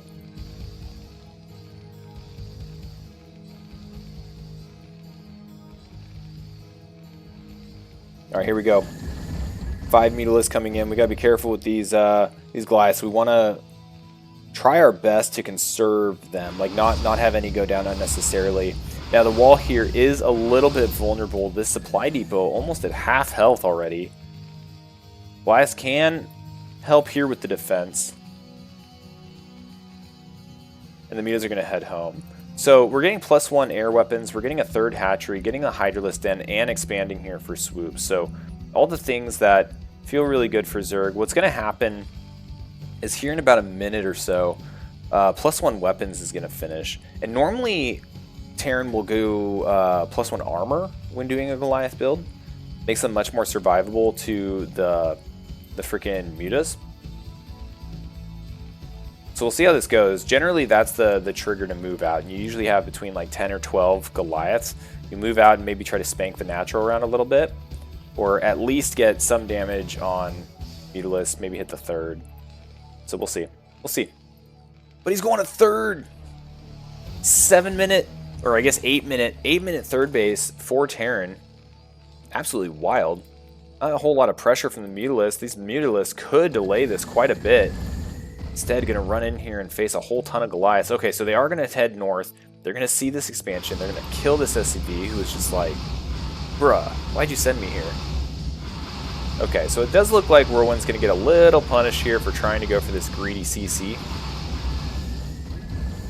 Oh, but he doesn't kill it. He doesn't kill it. 2 Mutalisks go down to 4. Is he going to be able to get a SCV up here to finish this off? This is wild. Meanwhile, 3rd base getting saturated. We're at 5 hatcheries. We're getting Hydralisk speed. I can't believe this didn't die. Holy crap.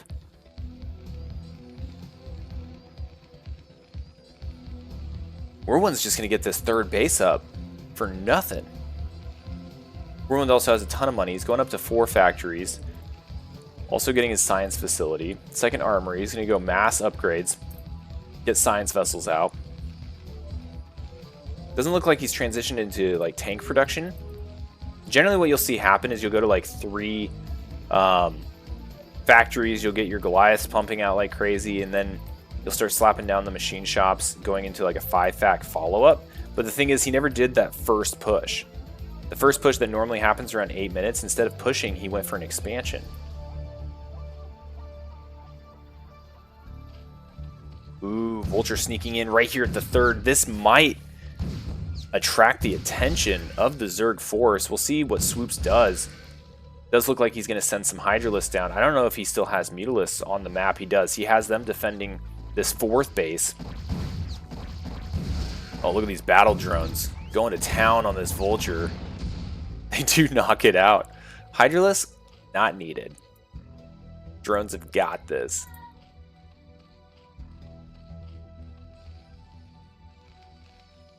Okay, so we do have a few tanks now.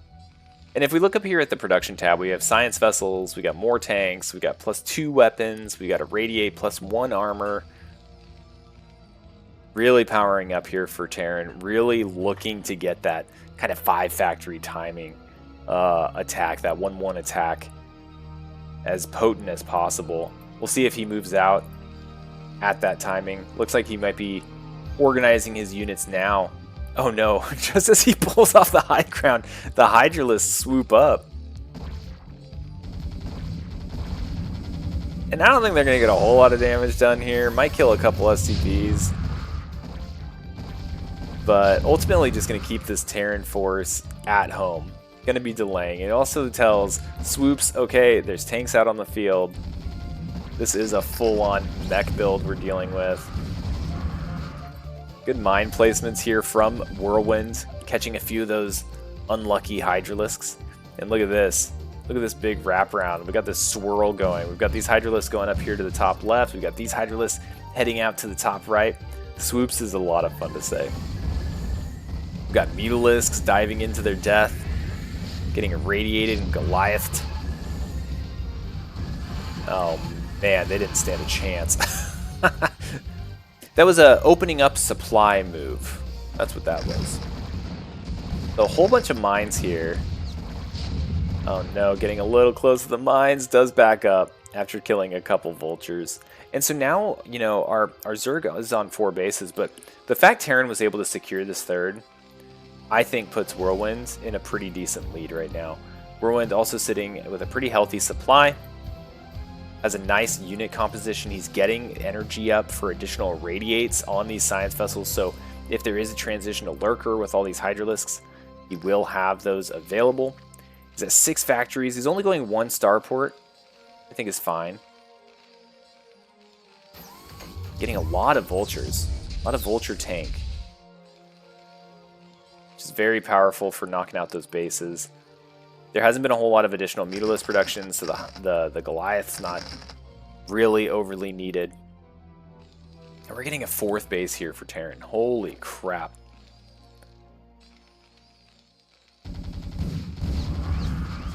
Oh no, the Hydralisk kind of coming in, a little disjointed. Do take down 1 Goliath. The Vulture swooping in. And killing Swoops Hydralisks. Now, 4th base is saturated, not using the gas as of yet. We are mining gas on at least 3 bases right now. Swoops trying to get a healthy trade here towards the middle of the map. The mine's trying to be laid, not getting a ton of damage done. 1 lucky mine though. Boom! Holy crap, holy. Oh no, we got spider mines. Oh my gosh, it's like the Terran Storm. Mines. The Terran Storm. Mines. Protoss's best unit. I think I heard Ozzy say that yesterday during the BSL finals, and I was just like, yeah, that feels about right. Yeah, I see that in chat. Whirlwind sitting here with a huge bank. Not terribly uncommon, for some reason, going these mech builds. To just have a ton of minerals, especially when you get this 3rd base up. That's just all minerals. A lot of mines being placed here. Just splattering Hydralisks all over the place. This base, I don't think stands a chance unless these reinforcements from Zerg pull some heavy weight. He's closing the distance with these tanks. They're not long for this world. Both tanks go down. Now we do have some drones being banged up. The Hydralisks do look like they're going to be able to come in here and clean up this army. Now this is one of those moments as Terran that's a little worrisome because you just lost a lot of Goliaths, you just lost a lot of tanks, all of which take a long time to reconstitute. Keeping that tank count low is really powerful for our Zerg player. And you can see here, right, like no additional tank production. There's not much of an army. I think this is the only army that exists for Whirlwind. If Swoops were to take his army and just start hitting the 12 o'clock or any of the bases really, I think he'd be feeling pretty good. I think that would be the case. That's my thought. Sticking with it. Getting a shit ton more hatcheries. We're going up to 5 hatcheries here in the main. We got another 2. That's 7, 8. We're at 10 hatcheries. Okay, so Hydralisk starting to spread out across the map, looking for additional bases, looking for targets of opportunity. Found one in a tank. Is he going to be able to kill it? Oh, mine! Here come the vultures. Protect their tanks. Oh my gosh, these mines. Oh, good lord.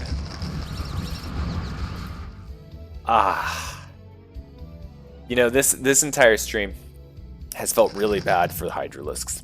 Feels very anti-Hydralisk based. Look at this, we got a couple Hydras burrowed here. Trying to keep an eye on when the Terran decides to expand for their 5th. Meanwhile, let's look at upgrades. We're at 2-1. We're going up to 3-2 right now for Terran. For Zerg, we're at 2-1 for Hydralisk. And Hydralisk production seems to be the name of the game. We've got 14-15 in the build queue right now. And look at all these hatcheries.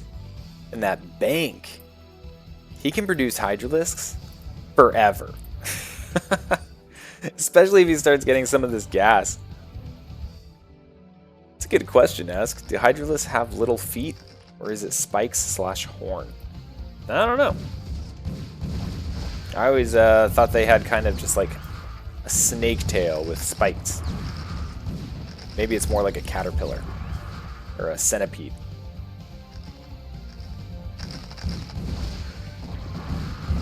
When does it become a tail though? Like if we're talking like a snake, like oh my gosh. Those mines!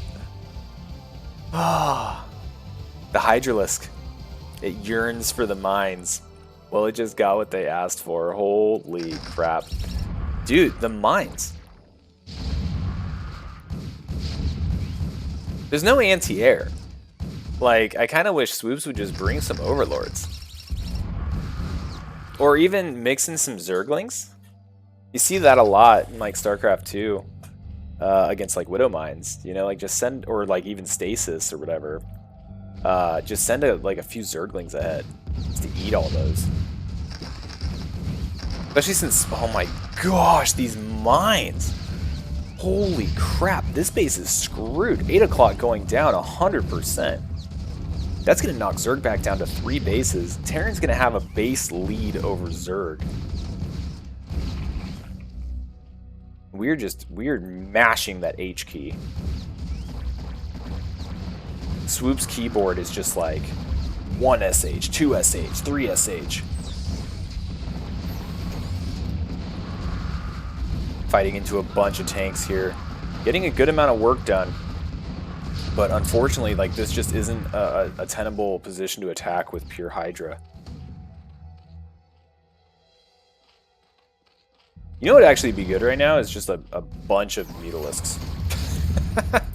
Okay, a little bit of a counterattack going up here to the 12. Hopefully we'll do a decent job at splitting the Terran army. One of the things that's really tough for Terran is fighting on multiple fronts. You need that critical mass of just all your stuff bunched together. All your siege tanks supporting, you know, a bulk of vultures that can just serve as cannon fodder. But when you just have onesie twosie units like this kind of scattered throughout, a Zerg player can definitely kind of separate you, isolate you, and defeat you in detail.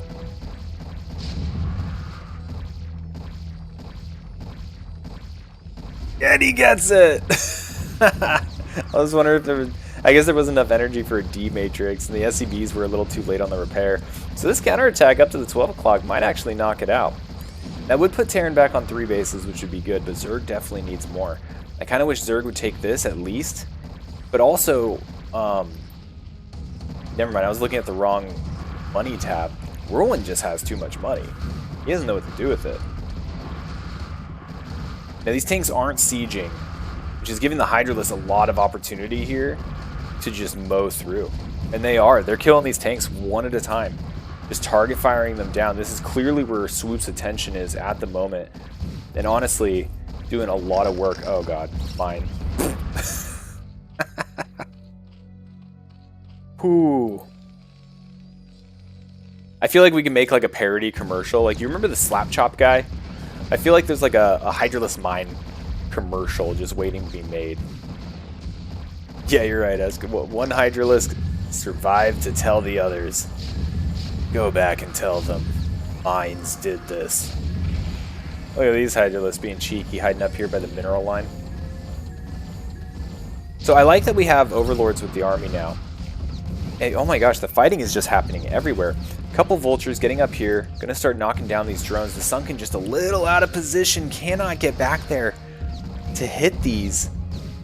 Gonna need to move a few of these Hydralisks up. Not sure if evacuating all the drones was completely necessary.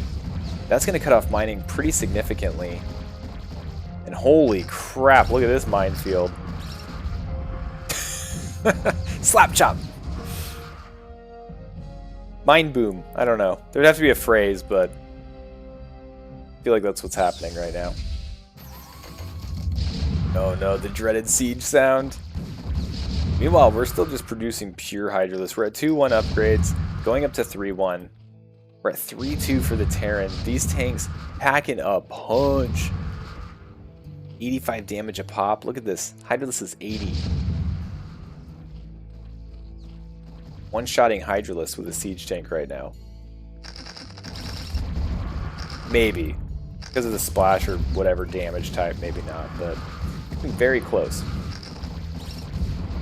Boom. Slap chop. Alright. Oh my god. Using a mine to clear out the burrowed Hydralisk over here. Not sure if brilliant or an accident. Considering the missile turret and the science vessel were on their way. It might have been an unnecessary loss of an SCV. Now this is going to trigger Zerg to counterattack over here, realizing, okay, my Hydralisk went down. He's trying to expand. Let's keep him contained. Meanwhile, over here at the 9 o'clock, Zerg base not looking too healthy at the moment. Drones just getting annihilated. Yeah, it's a happy little accident. We don't make mistakes, we make happy little accidents. But Zerg's broke, right? Main is hurting. There's, what, 7 drones mining here. What do we got here? Maybe 13, 14. So trying to expand down here in the bottom left. Look at this mini-map, too. It's like tie-dye with all the units everywhere. Absolute chaos incarnate in this match. And both players not backing down. Now, Whirlwind still with this enormous bank. He's sitting on 10 factories. Still can't spend it all. Almost maxed out. Zerg is sitting at 43 supply. I think this might be Terran's game.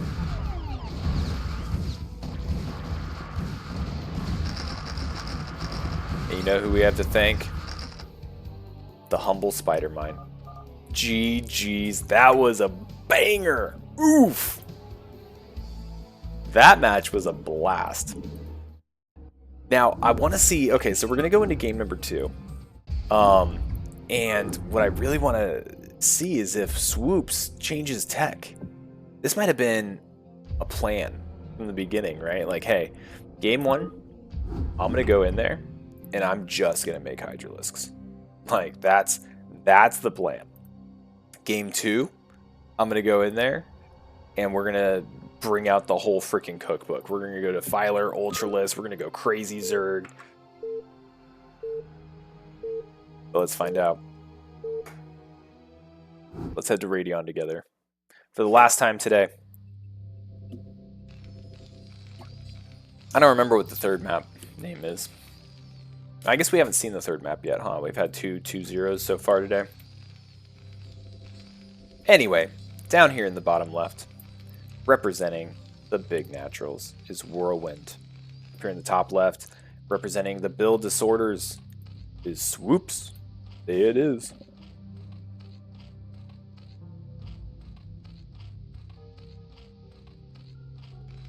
Yeah, there were so many mines in that last game. I feel like we don't see that many mines in TVZ. Maybe that's just, I don't know.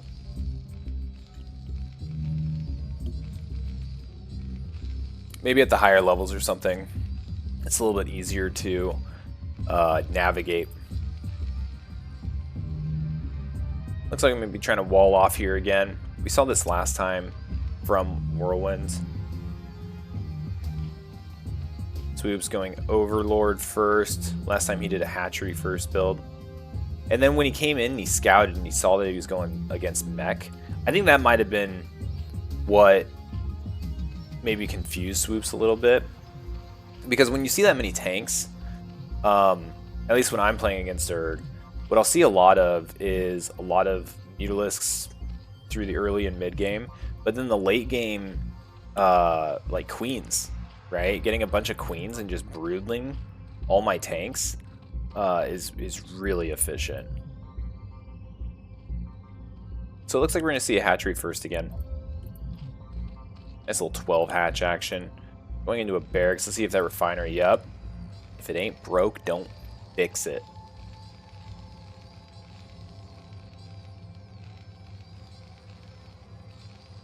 It's like more mech play. Well, let's see if this time Whirlwind sends some vultures early. Tries to get some drone damage. I think that would be fun. Oh, now Kith.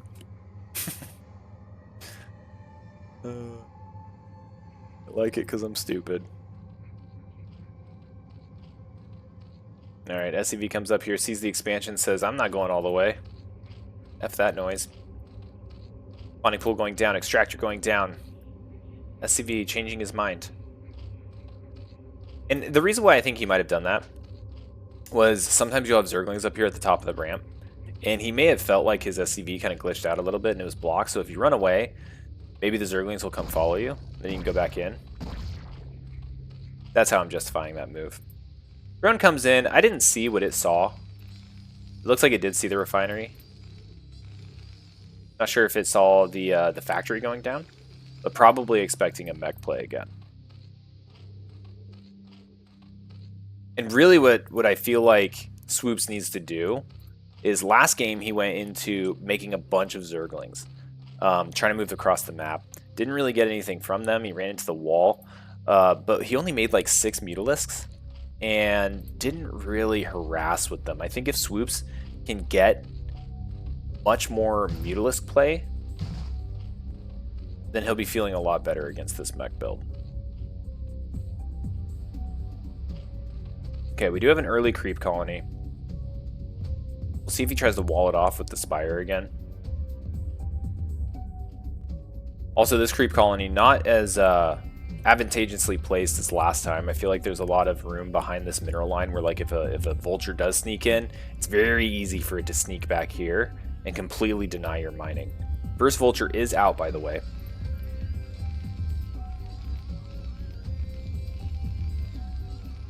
And I think also what really put Whirlwind ahead last game was that third base that went unpunished. He just threw it out there at 8 minutes, which is really fast, especially in a TVZ where getting a third base is oftentimes like a significant emotional event.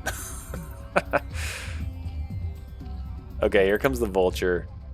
Let's see if you can sneak it behind that mineral line. Come on, get on in there, you. Don't worry about the main. Oh, but he blocked it.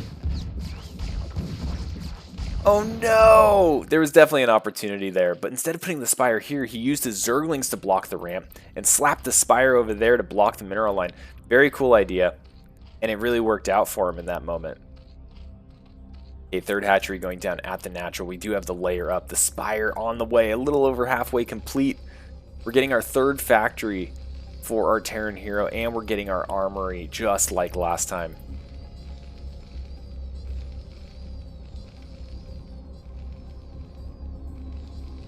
Man, I hope y'all are having fun. I'm having a lot of fun.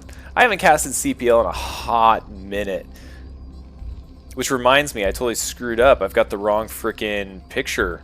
No one even mentioned I had the wrong picture. Hold on. Dang it. Waited all the way until the very last game to realize I had the wrong picture. Hold on. There we go. That's the right picture. Dang it, guys. Left me hanging. This is CPL.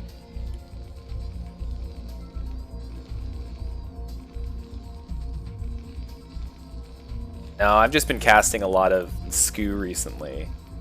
I thought I stripped it and made it all CPLized, but I guess not. It's probably like that on the other one too. Gosh dang it, I'm sorry, Dada.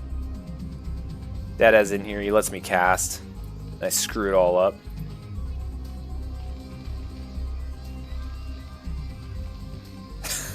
It's not a scam, Esk. Quit saying it's a scam. Alright, we got the Mutalisks out. We got our 5 flying around. We're also taking a 3rd base as Zerg.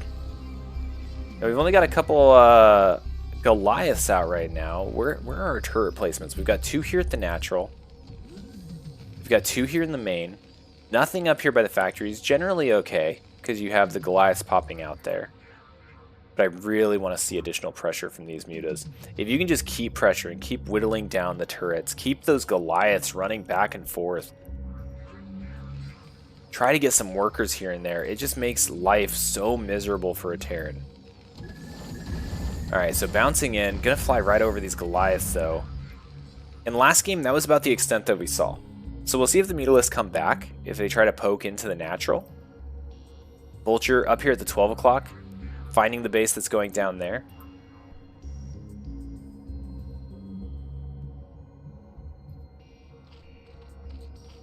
Esk, I'm not sending you pictures of my fins. For anything less than $10.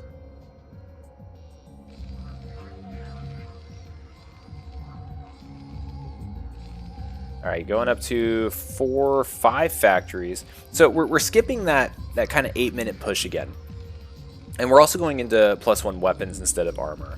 So that's like the big difference we're seeing here from Whirlwind's approach to the Goliath mech build that we see a lot of other players make.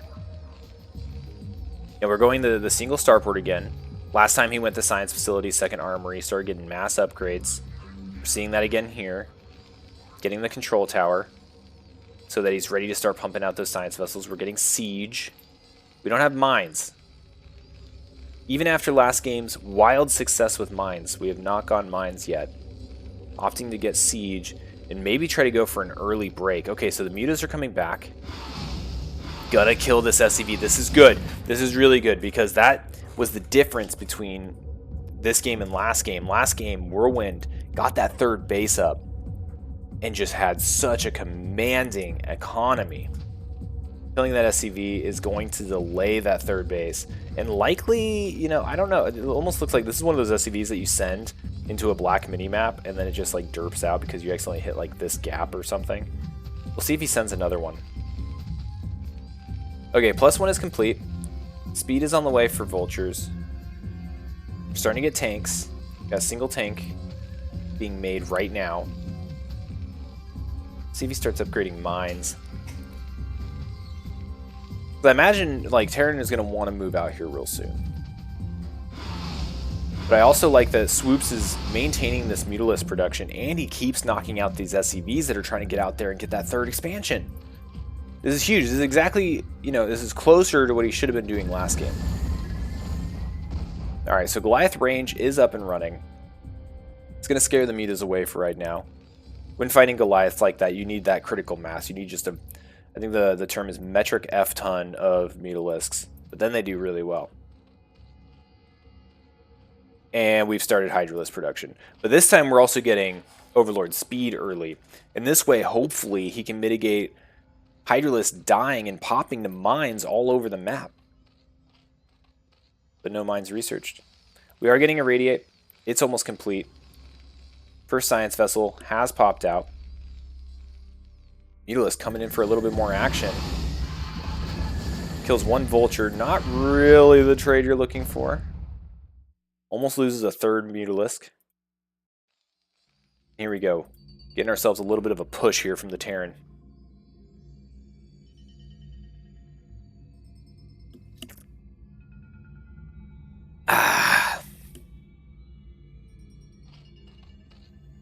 Looks like he may be targeting down this third base.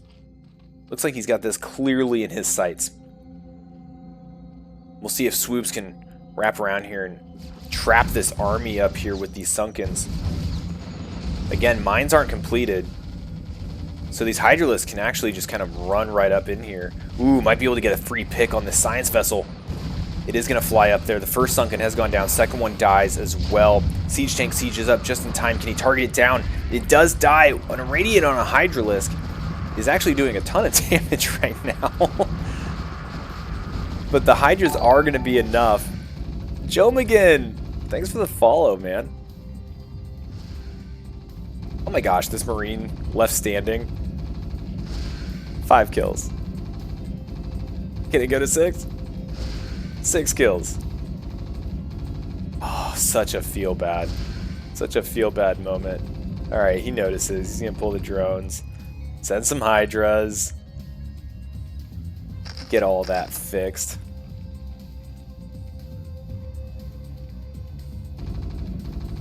Eight kills. On the lone Marine. Oh, that sucks. 38 to 44 workers. And here we go. Now the mines have started to get laid.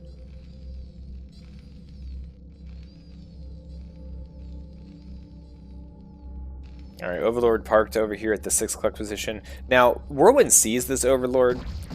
He should know there's going to be a retaliation. Let's see if he cancels. It does look like he got the cancel off. A whole bunch of vultures are responding to this Hydralisk force. And so we're at 3 bases for Zerg to the 2 bases of Terran. Terran's sitting at +1 upgrades. We have +1 army just now finishing up here soon. +1 for our Zerg, +2, +1. 2-1 about done for our Zerg player. Now we gotta be careful with these Hydralisks. Now we're bleeding a good amount to these siege tanks. But I feel like we're doing a lot better than last game as Zerg from avoiding all these mines. Huge minefield over here. Huge minefield right here. We've got the Overlord speed, but we're still not... Oh, no, it does look like we're keeping some with the armies. Excellent. Excellent. This is called learning. Man, I've heard about it. I've read about learning. I've never done it myself.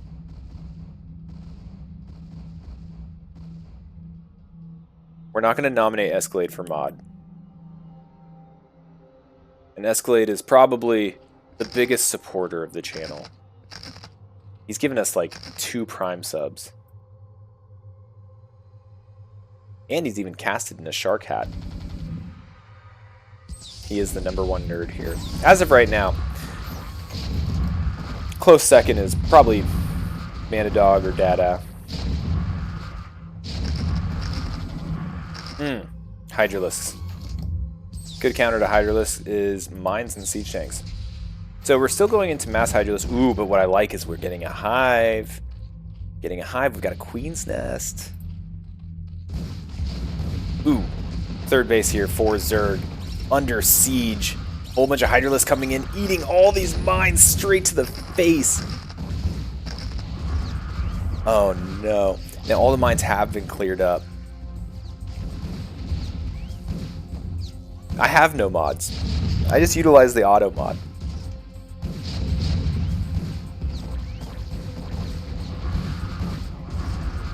Yeah, no one ever said I knew what I was doing.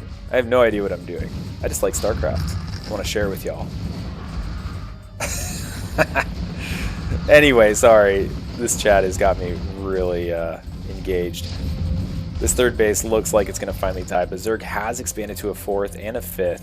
When it comes to hatchery count, if we count this third one, we're at 4, 6, 7, 8, 9. Now we have the hive tech. I want to see what he ends up doing with it. Cracklings, always fun. Defilers, cheat code.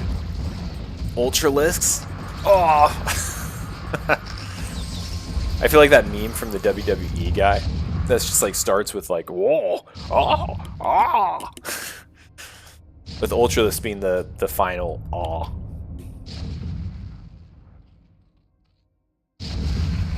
Ugh. The third base dies.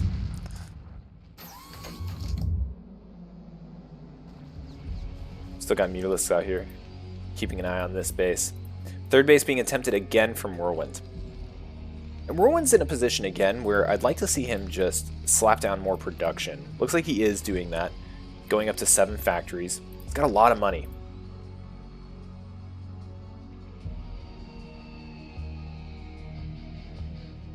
Yes, Vint. I am the chaddest of chads. Alright, Hydralisk running through here. Siege tank sieging. Oh no!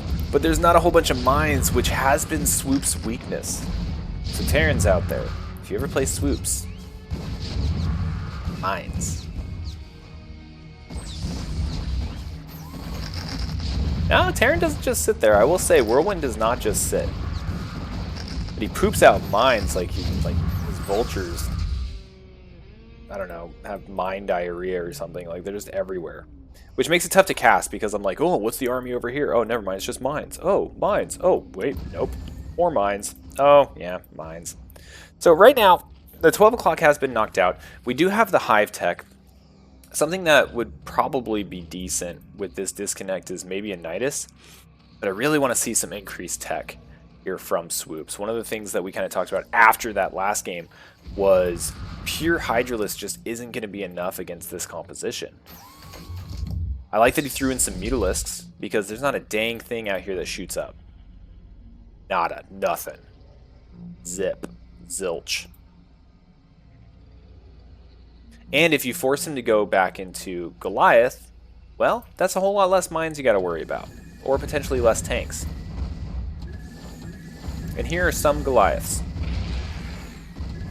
Knocking out some Overlords. That is going to effectively supply block our Zerg player. And here come the Mutas! Kill the Goliaths, my man. Kill them. There's only a couple of them. Now, one of the things he needs to really worry about that does exist as a problem for the mass Muta is science vessels. Oh, a couple good irradiates here without proper splitting can just wreak havoc. But Swoops, the Mutalisks have come in and there was a firefight. Oh shit, here comes irradiate. No, get it out of there. Get it, move it, move it. Send it away. He's trying. There we go. Got there. I love it. I love it. And now he's going to be able to clear all these mines, which will make casting so much easier, which is why he does it. 12 o'clock being retaken. More mutas being produced. I mean, you can look up here in the production tab, right? So just no extra Goliaths. He's got a handful. This is a good amount. But mass mutas against this is pretty dang effective. Bring in Overlords again. Again. This is what we call learning. It makes me so happy. Swoops is in such a good spot. He's going to come in here. He is set up to take out this 6 o'clock position. The response from the Terran is a mass move out of all of his units. This might open up a counterattack opportunity down here into the natural.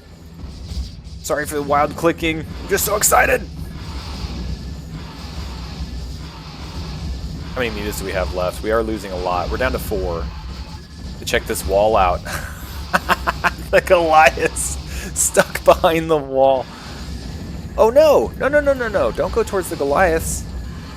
Oh no! He lost all the mutas. That's okay. It happens. Besides, there might be a follow-up opportunity. That wall isn't going anywhere. Most walls don't move.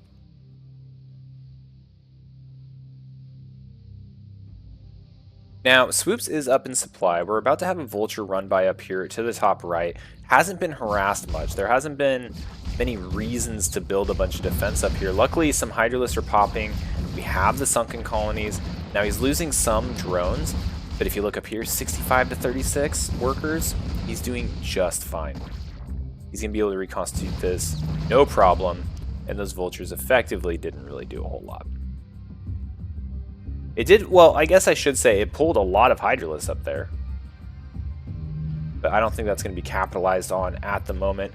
Now, right now, we are continuing with science vessel production. We are at 2-1, going up to 2-2. And we're starting to build a lot more vultures.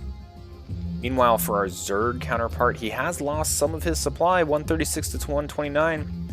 Proper response, 6 Overlords. We got 6 Overlords coming. That should put an end to that. So right now we are having a banger of a second game. A little bit of engagement here in the middle of the map. Not much army for Swoops. Now he's got a bunch of supply. I just don't know where it's at. He's got a bunch of Mutalisks in reserve. Got some Hydralisks. Okay, so I guess he does have a pretty significant Hydralisk force, both here in the top right and outside his natural.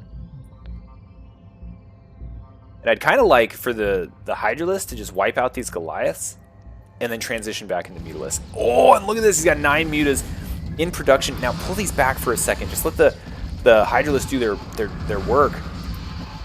So the Mutas are going to go down here along with another Overlord and the Hydralisk. Not the most effective trade for our Zerg buddy, but he is taking these Hydralisks. He's heading down south. Again, I think the proper tool for this job would be Mutalisks.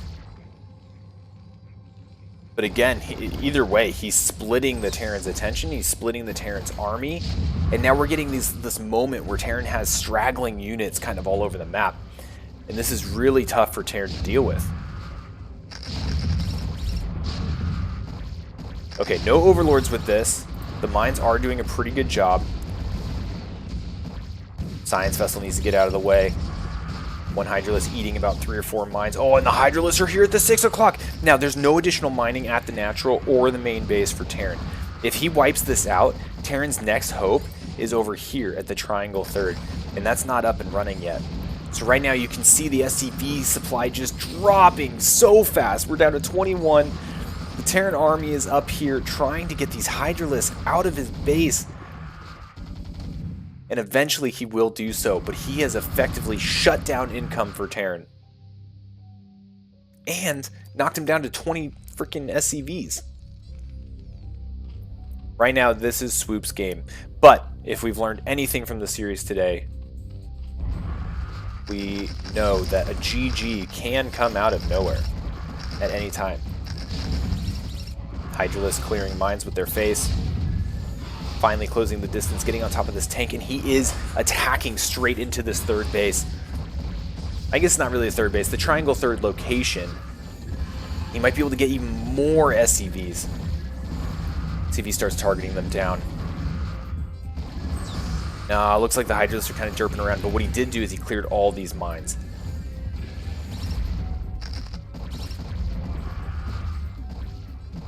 Zerg taking the bottom right. That's going to give him 3 main bases to mine from. Further expanding his economic advantage. Meanwhile, we've got 2 more hatcheries going down. What are we at? We're at 3, 4, 5, 6, 7, 8, 9, 10, 11, 12. Soon to be 13 hatcheries worth of production. And it does look like we are starting to mix in some Zerglings. Now, I think this is partly because Swoops is hurting on gas a little bit.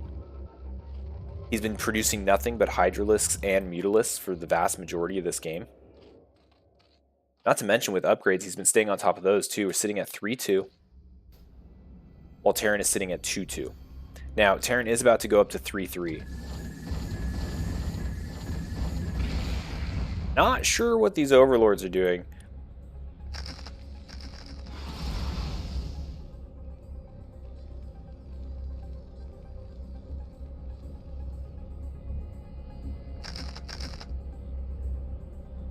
Alright, Zerg slowly soaking up the map. If only these Overlords were like right there. Oh my gosh, these Mutalisks kind of threading the needle here, hanging out over this dead space, could easily, I think, come in here and knock out this Goliath. It's already injured. We have more Mutalisks coming in. We're making a big push down here for the, whatever you call this. We'll call it the Triangle 3rd. I guess 9 o'clock. 9 o'clock position. Now, getting a mass repair here. Whirlwind on top of that. Kudos to him for getting more than like 1 SCV to repair. Look at this. Completely shutting that down and irradiate. Amazing defense by Whirlwind. That, ladies and gentlemen, is how you defend against Mutalisk attack with nothing but vultures. repair the shit out of your one turret. I think he had like 5 SCVs repairing that thing. Alright, these vultures getting very efficient trades here on these Hydralisks. Oh, that mine peeking out, thinking about it. Okay, so now we're at the point for Zerg where he's able to kind of ping pong back between attacking to the left, attacking to the right. And this is what all Terrans hate, because the Terran army, like, though strong, though efficient, is the least mobile, right? And getting him back and forth between these bases, having those split attentions is so tough unless you have a hard point established at each of them with a few siege tanks, turrets, wall, whatever it may be. But you can't just run back and forth. It never works out. And ultimately, the 6 o'clock position will go down. And this Whirlwind supply down to 54, and there's the GG. We're going into a game 3, ladies and gentlemen. And God dang, I am just having so much fun. I didn't even upgrade or update the score sheet last time. And look at this. You know, this is probably like the last time you'll see the screen, but I need to change the picture on this one too. And you know what? No one told me, and I blame all y'all.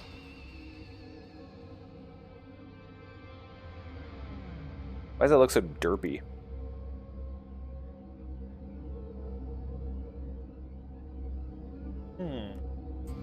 Underp yourself. There we go. Because this is CPL, not Starcraft Underground. Alright, so we are at 1-1. We're going into the last game of the day. The first cast of the year. We're going to be going to Polestar. Seeing the final face-off. Determining which between these teams, the Build Disorders or the Big Naturals, comes out of this stream ahead. Right now, 1-1. Coming down to the wire, the very last possible game. Let's get after it.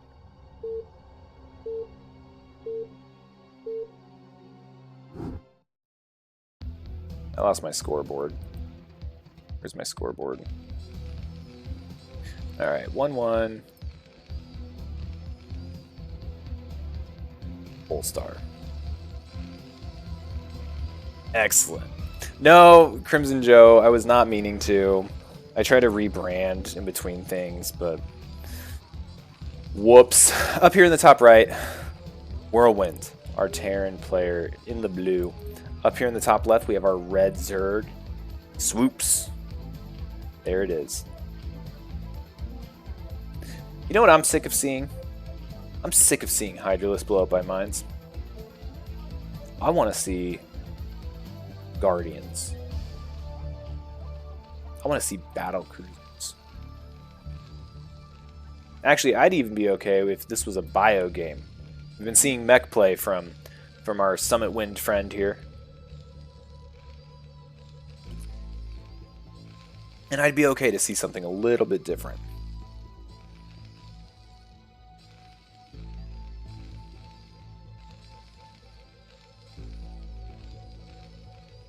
Alright, so Overlord is heading over to the correct location. Past 2 games, we have seen Swoops go into a 12 hatch.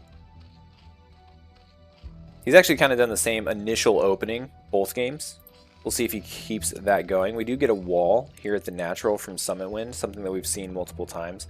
Now, the wall here is going to be able to get spotted by Swoops, and if Swoops is quick on his reaction, he can keep his Overlord from being seen, still forcing Summit Wind to go out and scout. So we'll see if that's kind of what happens, or what. So he does see it. He's going to see the barracks being built. Now, does he overextend with this Overlord? No. Places it perfectly. Beautiful spot. Beautiful. Expansion going down for our Zerg player. And it's not going to matter anyway. The SCV is going right to where it's supposed to go. He's going to go to the top left. Get a first scout off here for Whirlwind. Got the spawning pool. We've got the extractor. We're going mech again, baby. And I like his flavor of mech. It's a very vulture tank heavy mech style. Doesn't dwell on the Goliaths too long. That might be a result of the fact that we haven't been seeing a ton of early Mutalisk pressure. And I think, honestly, speaking of Mutalisk pressure, I think the big turning point of last game, well, there's two things. The first thing was Swoops was able to prevent that third base from getting up for a very long time. He just did not let Terran get his third base up, which is appropriate. It should be hard for Terran to do that. The second thing was, from an engagement perspective, that one fight outside the Zerg's base where he swarmed with Mutalisks and killed like 10 tanks. 10 tanks, like a million vultures. That was huge from like an army perspective. Then he went back into Hydralisk and kept trickling in mutas with his army, and that ultimately proved be effective. Now I'm curious here as well if Swoops decides to throw a Spire right here, like he did last game, to prevent that Vulture run by. We'll have to see. Expansion from Terran, Vulture being produced, gas still being mined.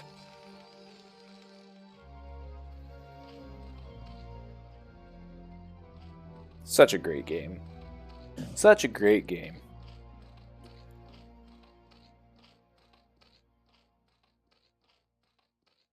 Ah. Ghost Legs. Thanks for the follow, man. Appreciate it. Welcome. Alright, so he is putting the Spire up here. He's going to be walling off, preventing any type of run-bys from Vultures into the main.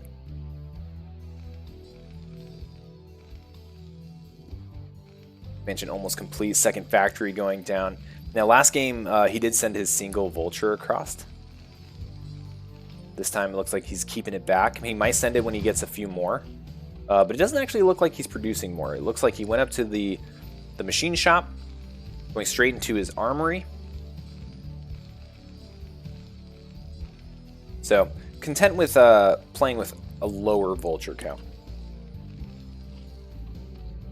Layer is up, Spire down, only a couple Zerglings, getting a third hatchery, so same build that we've seen the past couple of games from both players, really.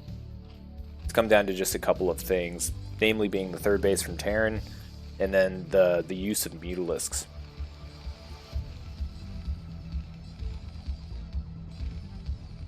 Okay, we're also getting the engineering bay for Terran right on time, be able to get turrets up right as Mutalisks are likely to arrive. Crap, man, I got something in my eye. Bummer.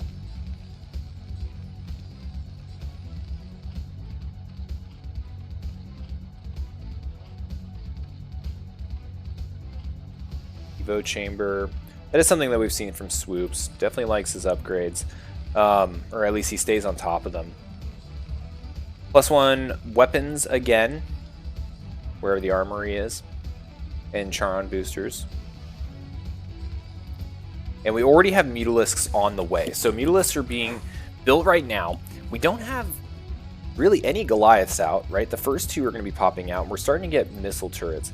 Now, we're only seeing one at the natural this time, and I think that that's a little scary, especially considering the spawn locations, because this natural is really vulnerable, especially to mutas that are approaching from the left-hand side.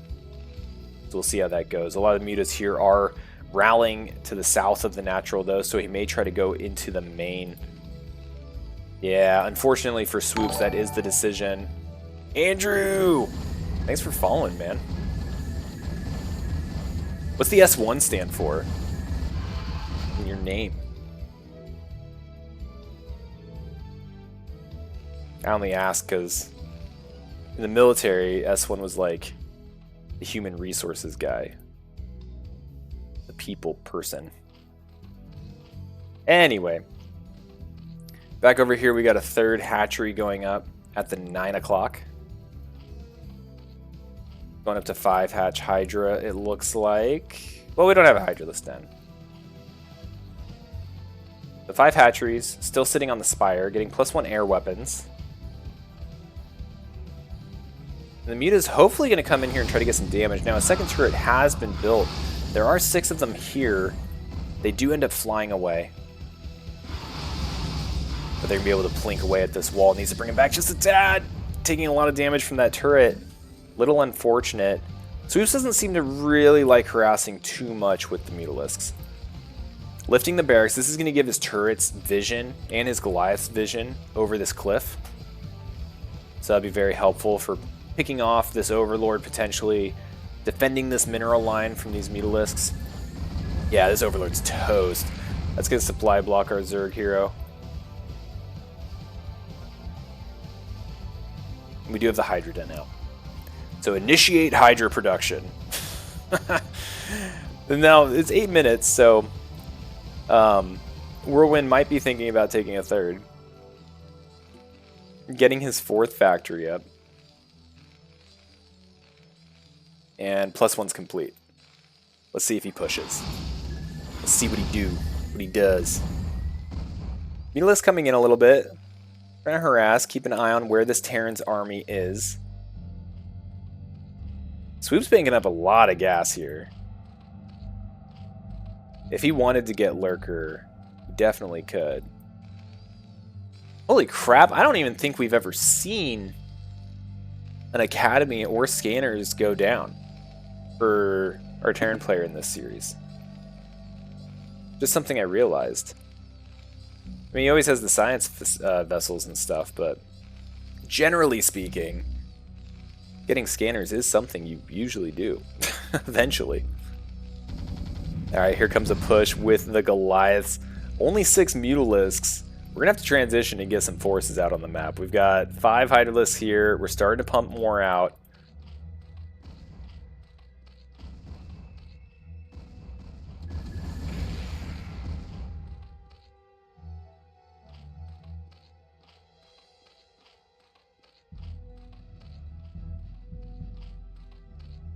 And it looks like he might be going straight for the 3rd. I don't know. Maybe he's checking down here to the bottom left. Where are these Goliaths going? This is a little sketchy, actually, for Terran, because these Goliaths, you really want to preserve them, right? So if you're going to poke out with them, try to get some damage, try to keep the Zerg at home, you really don't want them to get surrounded and knocked out. Now, with them down here in the bottom left, they are really suffering 2 problems. 1, they're isolated, they're alone, they could be picked off. And 2, the rest of your army at home doesn't have all your Goliaths. Like, they're not there. Which could open up some more harassment opportunities in the event there was a lot more Mutalisks, or whatever the case may be. So, Mutalisk's going to dive in here a little bit, and you can see really just stuck with 2 turrets defending. Swoops likely identifying, like, hey, where are those dozen Goliaths that were hanging out earlier? Spreading out a bunch of Overlords. You know why? Because we've just saw an hour of mines killing every Hydralisk on the field. So Overlord's going to be peeking out. Here come the mines, right on time.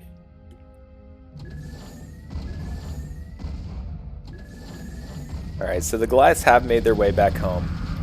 They're going to start shredding through these Hydralisks.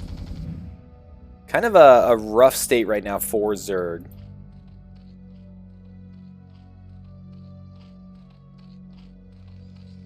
This looks pretty powerful.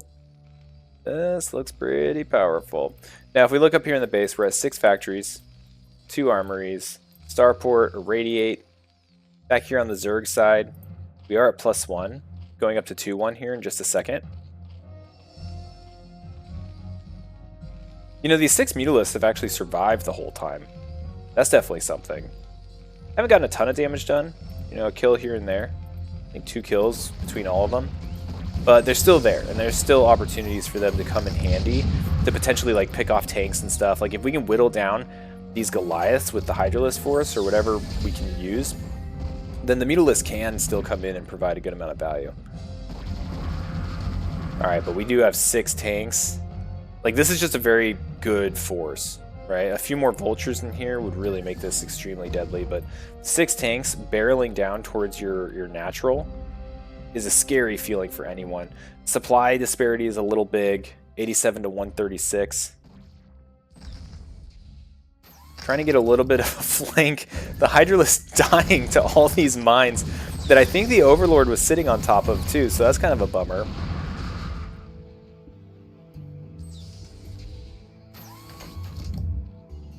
Alright, now it looks like Whirlwind trying to get organized.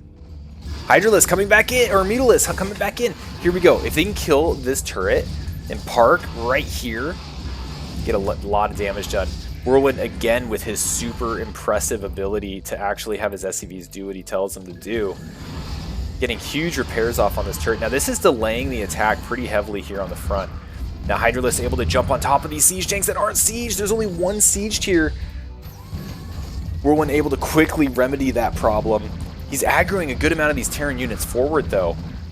Terran needs to be careful not to just bleed out troops willy-nilly, which is a very scientific term, I think. You might have to look on Urban Dictionary to see what willy-nilly means. Alright, Zerg expanding down here at the bottom left, going to give him the 4th base. But honestly, I want more army. I want more Mudas. Imperial willy-nillys. The freedom unit of willy-nilly. Atlantis University. Yes.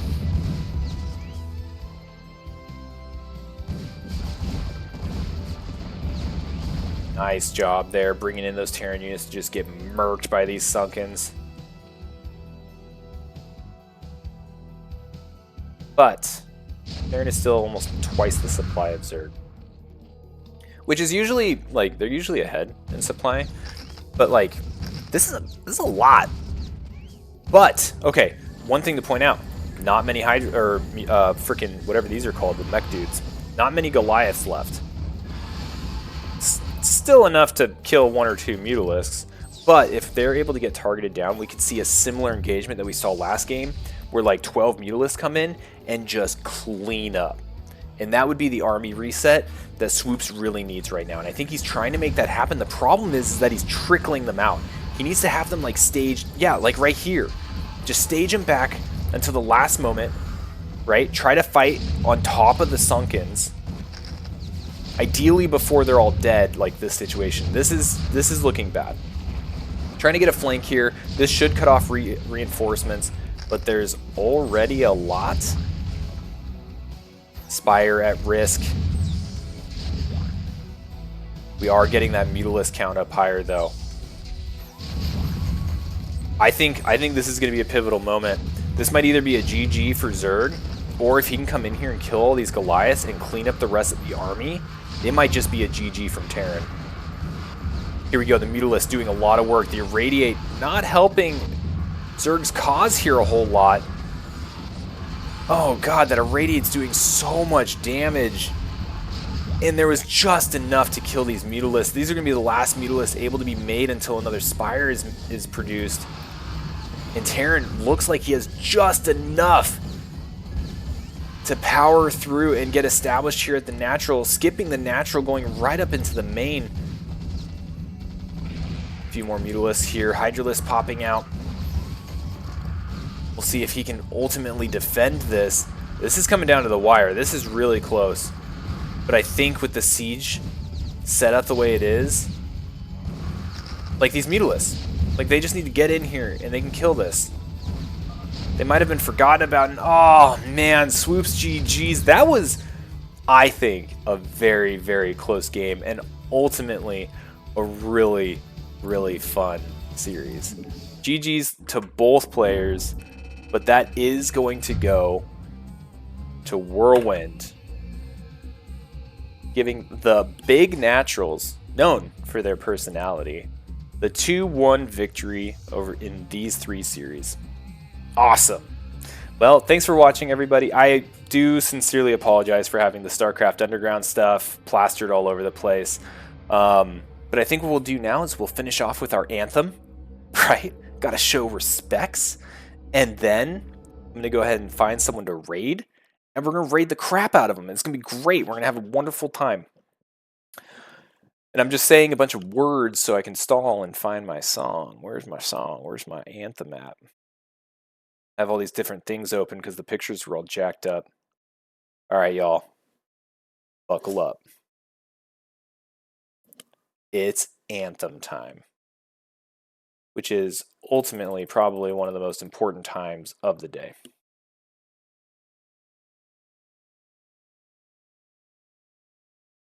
If I could freaking hit the button. Here we go.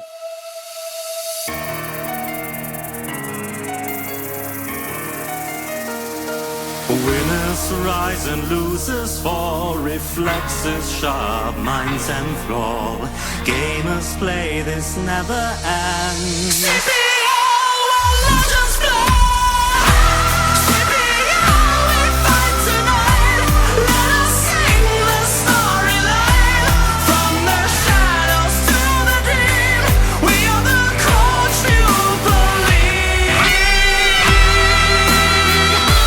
We are the Coach-Pupil League.